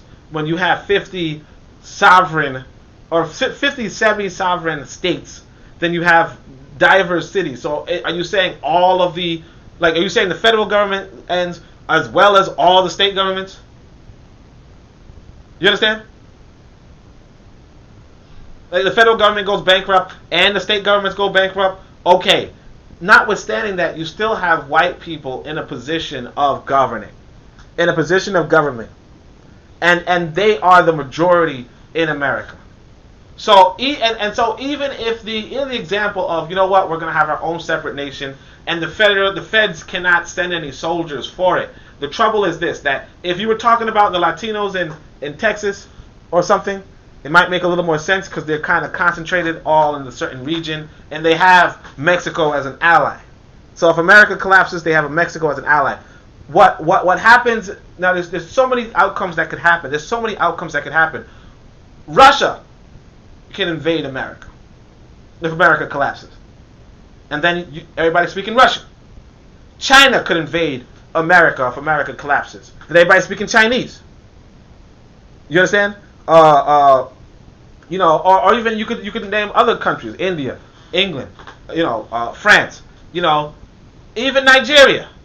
You know what I'm saying? Like, even Nigeria could be like, you know what, America collapsed, you know, why don't I just go take over? The idea that you're going to have black folk who are already separated somehow having autonomy and control when they are not the majority in any state, right? Now they might be the majority in certain cities, but these cities are already subordinate to these states. So unless these states fall, they're not gonna be the leaders. But if they are the leaders in these cities, then they might have little pockets. But you'd have to travel between them to even get to them. And if you're traveling through white nations after a quote unquote collapse, you're taking a huge risk. And again, notwithstanding that, if if you go back into that sort of setting where you have different nations rivaling for different cities, states rivaling for power, the reality is that white folk, by their huge numbers, by their huge amount of armaments, by what would be still their huge amount of industry, their ability to feed, clothe, shelter, all that, when you have that, right, it's not a wonderful position. You could technically form a separate, you could form separate city-states. I don't know about a whole nation, because again, we're not really in the same area right now. You have a lot of black folk in the South. You have me, a lot of black folk on the East Coast. You have a lot of black folk on the West Coast. A lot of us in the major cities, but a lot of the major cities are surrounded by white folk. And 200 million at that.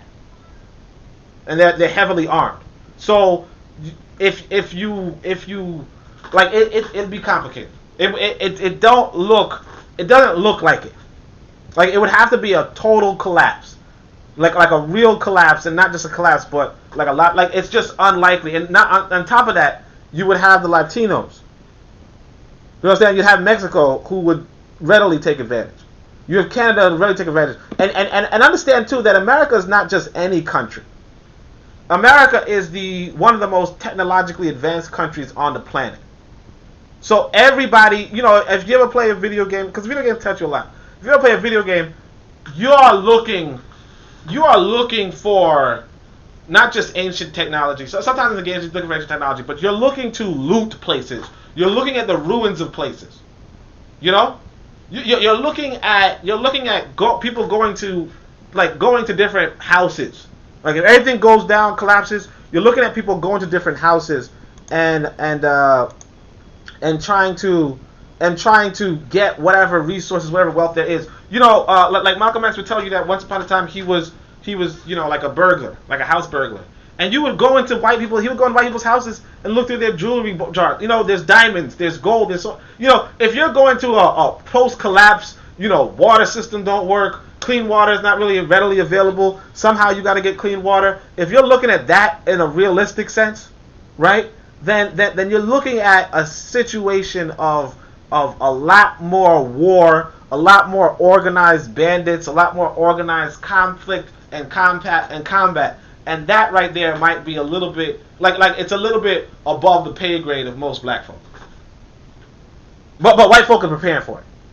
So it seems like in the event of a collapse that maybe white folk would continue to be the ruling, because not only are the majority, but they also have the military. They all have the military, they have the training, they have the discipline. If black folk were disciplined, they're still heavily outnumbered against another disciplined people. And again, not just that, but it'd be a global thing where other parts of the world will come in to do something. Be that, and it might be to restore America under their dominion. You understand? It's like what happened when UK collapsed. If the UK collapses, what happened? It did lose its colonies, but technically the colonies transferred to America. And America bailed it out. America rebuilt it. So what happens if America collapses? UK and France rebuild it, and we're speaking French and English.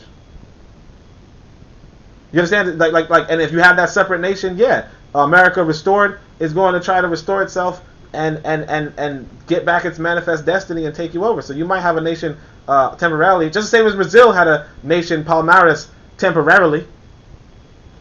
So I mean, it's I'm gonna type in anything is possible.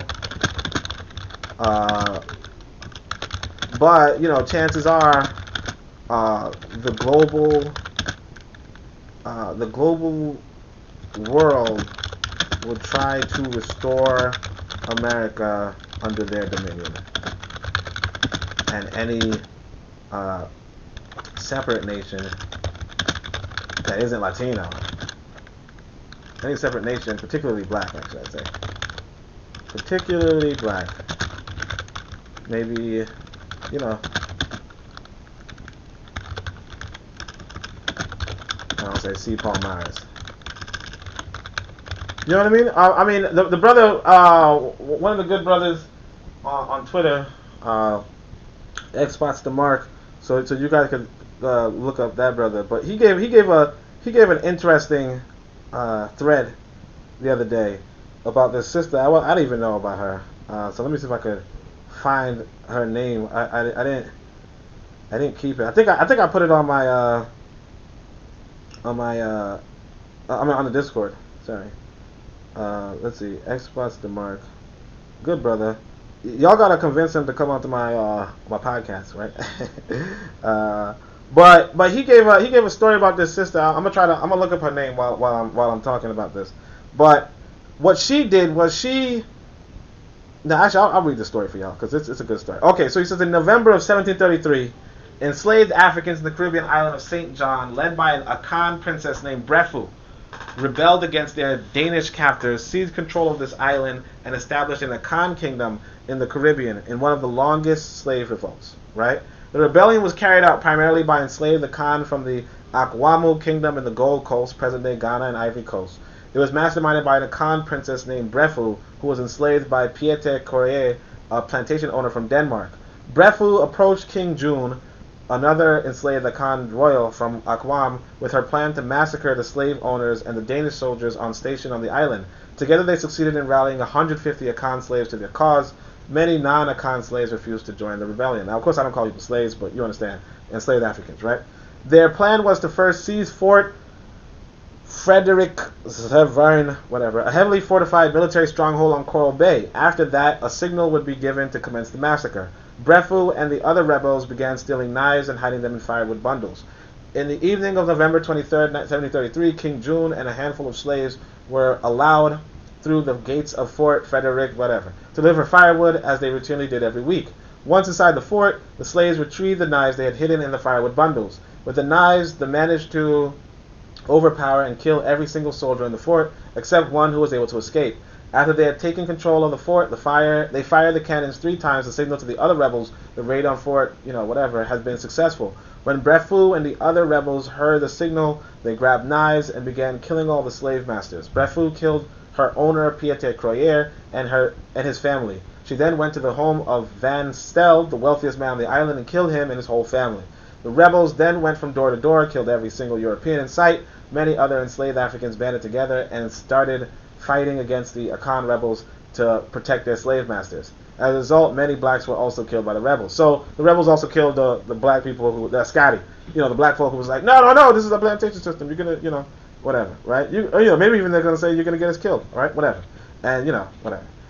Foreshadowing, right? The rest of the Europeans on the island fled to the coast, jumped in ships and boats, and escaped to the neighboring slave island colony of Martinique, which was under French rule at the time. After the revolt, the rebels declared the island the new Akwamu kingdom with Brefu as queen. And this is important. So some of these white folk flee. Now, of course, they're going to flee. Some of these white folk flee, and why do they flee? Because of not everybody's built to fight. So some of them are not going to stay, but some people. But foreshadowing, right? When news of the revolt reached Denmark, many Danish merchants and slave traders pleaded with their king to intervene and retake the island. King Christian VI of Denmark reached out to France, which had the largest and most powerful military in Europe at the time. The Danish merchants and slave traders successfully negotiated a deal with the French to recapture the island. In April 1734, thousands of French troops from Martinique and launched an assault on St. John. After a bloody campaign, the French managed to retake the control of the island. Brefu and the rebels retreated to Fort to make their last stand. The fort was then surrounded and bombarded by French troops. After French troops managed to blow the gates open, Brefu and 23 surviving rebels committed suicide. The island was then returned to Denmark. Today, the island of St. John is part of the U.S. Virgin Islands and an American overseas territory. Brefu is a national hero in the U.S. Virgin Islands and is fondly remembered as the Queen of St. John. The story there, though, is that, let's say let's say black folk, America falls, black folk Somehow, we didn't expect it. They rebel and they organize and they fight, whatever, right? They do that. Okay? Happens. And then these white folk, the white folk inside of Texas, or the white folk inside of Minnesota, or white folk in Washington, Washington's like 97% white, millions of people, right? They say, you know what? Somebody petitions them and says, you know what, you can expand your government, your territory in Washington, if you handle these N-words over here. Right? And if they can't do it, they say, oh, well, French, can you help me? Because that's what happened in Vietnam. You understand? The French were getting their butt kicked. So then they said, hey, America, can you help us? And I mean, the thing is this. If you can win, like if they won this war against the French where they invaded, then the French might have said, you know what, forget it. Don't worry about it. They got it. Because that's what they said in Haiti. That's what they said in Jamaica. That's what they said in, if it comes down to war. If you can win the war, anything is possible. Anybody could win the war. But if you don't, you don't.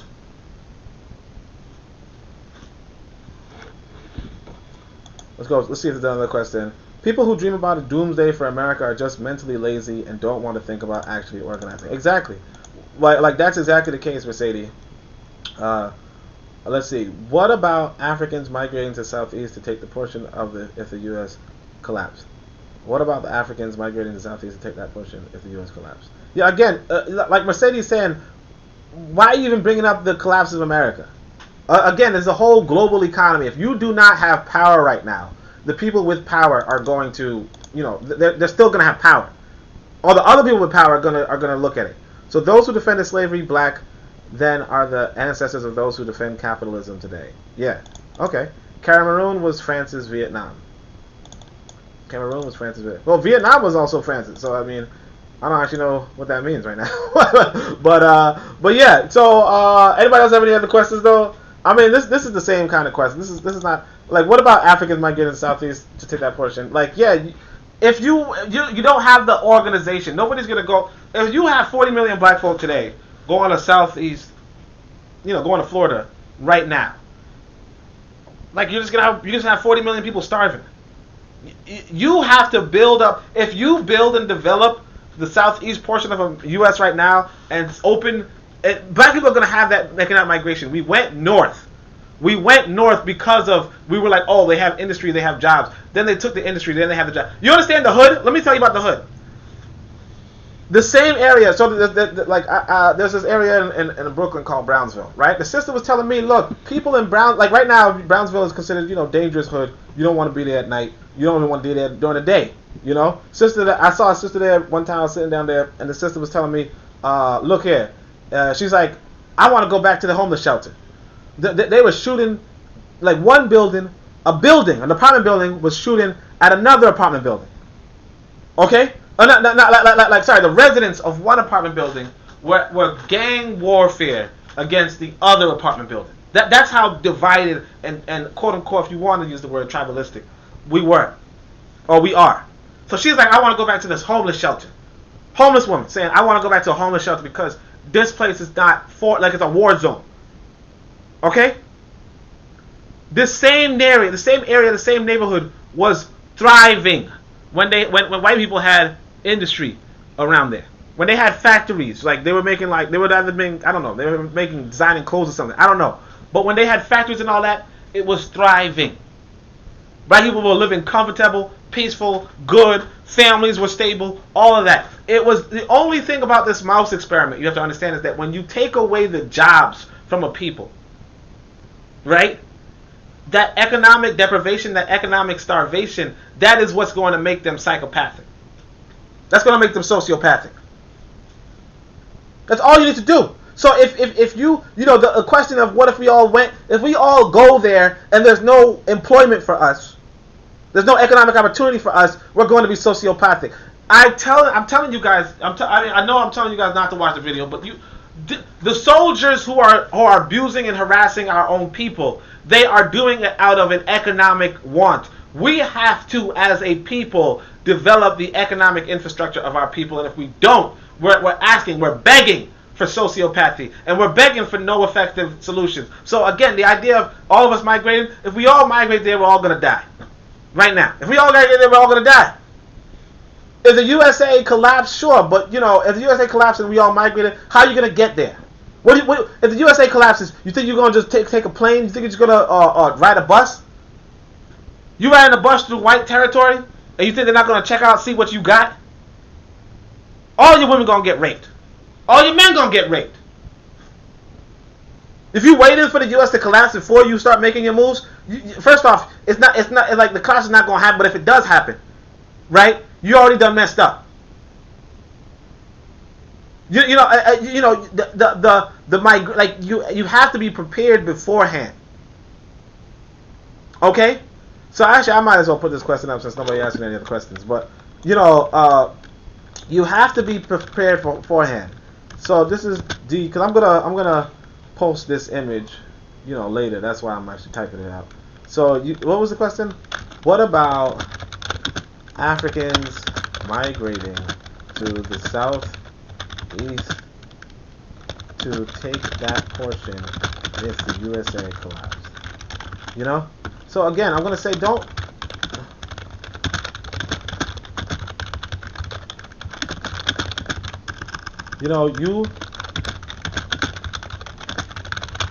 You have to provide economic opportunities now and make your stronghold and foothold now before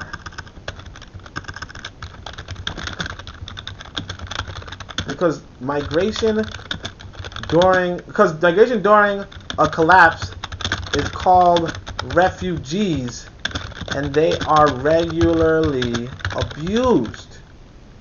And I think there's another concept, because that concept came to me while I was typing this, right, that I think is really important. Oh yeah, so here's the thing, here's the trouble that's going on in America.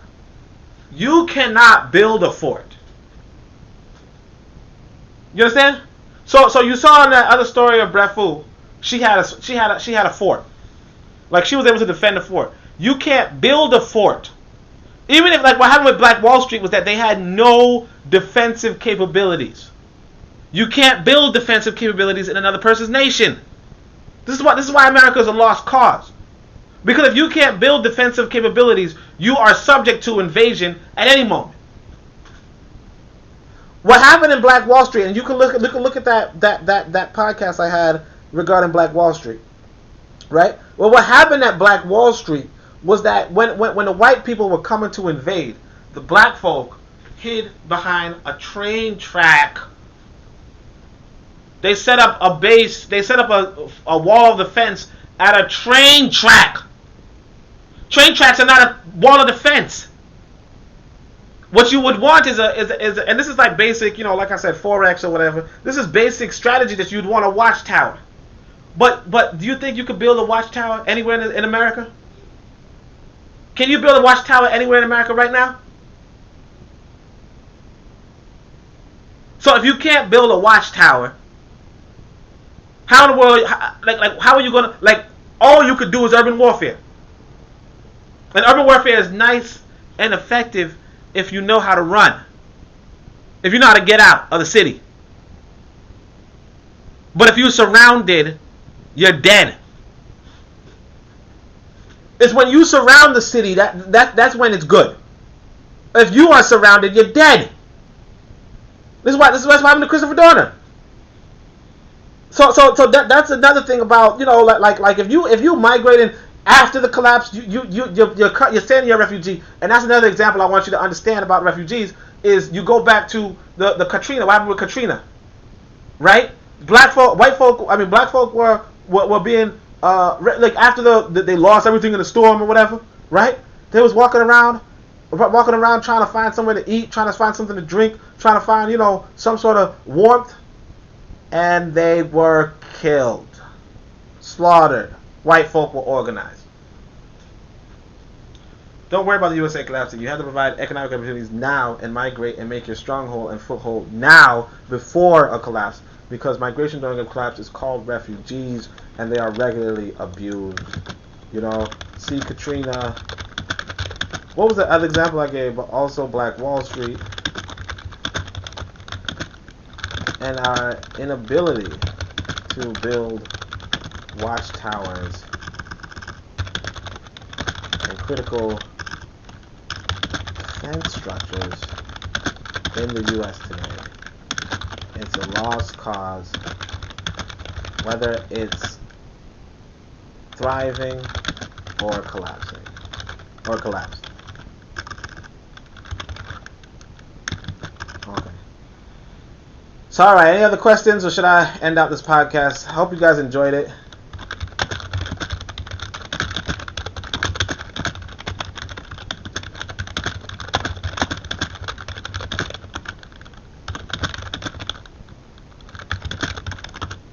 Any other questions?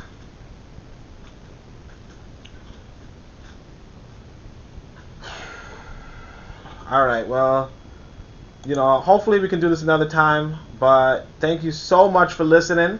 You're listening to the Pro-Black Perspective on KWAZ Radio, and this is me. I'm Onitaset Kumat. I advise you pick up. Well, I mean, the Pro-Black Compendium sounds like a good book, so you should pick up that one too. But also get the Book of Power. And if you want to donate, like I said, you got these little books that are available, for the Sunday African worship or what have you. But overall, I would recommend we get organizing, right? And we don't have to encourage this fantasy of us taking over after everything's said and done, because again, the world is connected, globally connected. They will readily appeal to the other parts of this world to help them out. And the other parts of their country, which are like 90% white. You have 200 million white people here. They're not just gonna 200 million armed. Well, not armed. Not all of them armed, but most of them have a lot of them have the armaments around them is like 200 million. I mean, it's like 8-1. Okay. So there was actually another question. Please try to debunk the indigenous perspective for you melanated peoples of America. Try to debunk. I was actually Fig. I'm planning on doing a podcast on the black. I mean, on Callaway and all that stuff. So I'll just get to that. But what I would say, were you the one that recommended it? I can't remember. But what I could say about that is, it's not even. It's not like it doesn't even. It doesn't like. I think somebody else actually put the debunk pretty readily when he said, like, one of the resources is Ivan Van Sertima, and the title of the book is the Ancient African Presence in America. So it's like, they're from America. The confusion comes in to the fact that America. Well, all right. The confusion comes into this: 1492, or maybe 1491. Is the year that the Moors were kicked out of Europe, right? So the year that the Moors were kicked out of Europe was 1491, and the year that the Europeans discovered America was 1492. So like what that tells you is that the Moors were traveling to America already.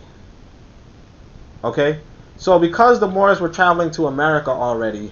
What that means is that you would already have had a black presence in America. The Moors are not just black, but if you saw black people in America, particularly like if you already saw black people in America, it was because they were already in America, absolutely. But the vast majority of black people who came to America were in fact, imported later. I shouldn't say imported, but let's say like brought in much later. So it's not so much so. It's really just a confusion of just like of world history. It's just a confusion of world history and the idea that somehow these white people discovered how to get to America. But the reality is that in order to get to America, you have to travel from in order to get to America from Europe, you have to travel from West Africa. Because the easiest way. Because there's like a strait there, it's like a water highway in a sense of like the wind currents are more conducive to fast travel from West Africa to America, and that's like something you would pull up in a map. So I mean, I could add that question. Why not? Just for the heck of it. Please try to debunk the indigenous perspective for you melanated. Damn.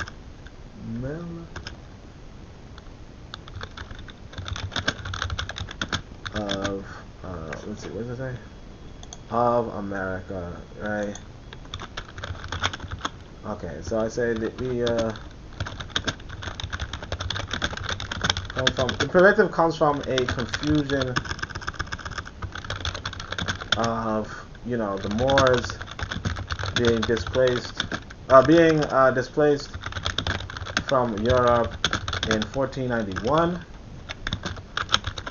and the Europeans discovering America in 1492. There. The screen is kind of hard to read on. What the crap? Discover. Alright. And the Europeans discovering America in 1492.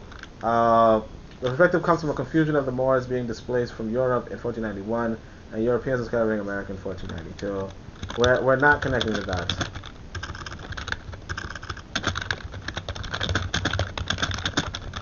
Surely, the Moors, who were Africans and Arabs, already in America before Europeans discovered it, parentheses, but the majority, but nearly all Africans in America today were immigrated after, or were stolen into Africa, or were stolen into America after this modern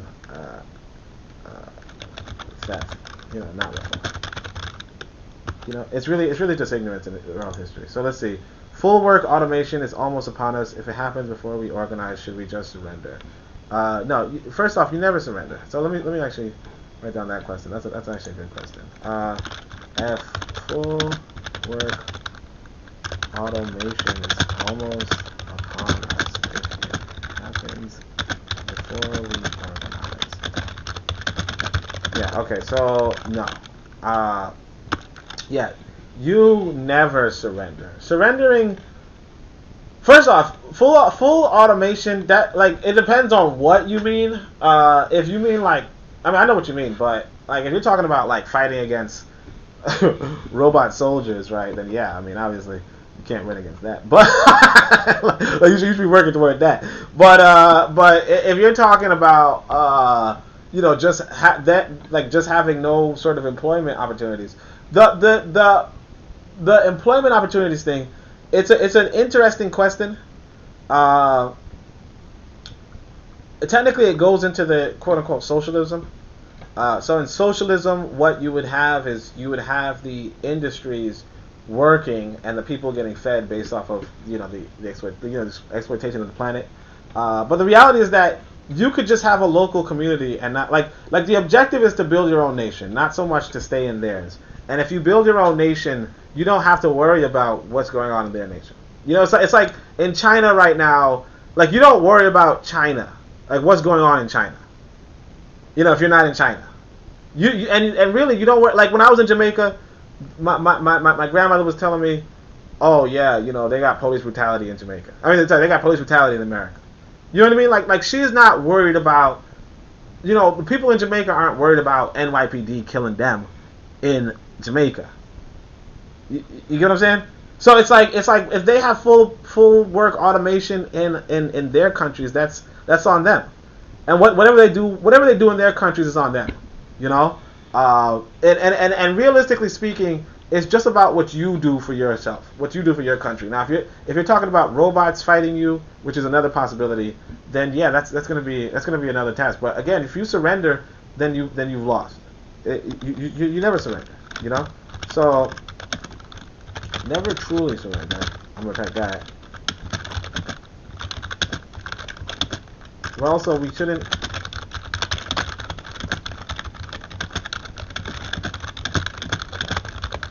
We're foreign nations. You know? We're foreign nations. We should concern ourselves with what goes on in our nations. You know? But where are our nations? But where are our nations? This is what we must work on. But alright, family, we're gonna end it. You know, thank you so much for coming through. We have so many questions. We have, you know, and I appreciate everybody for listening. So I'm gonna say it again, appreciations.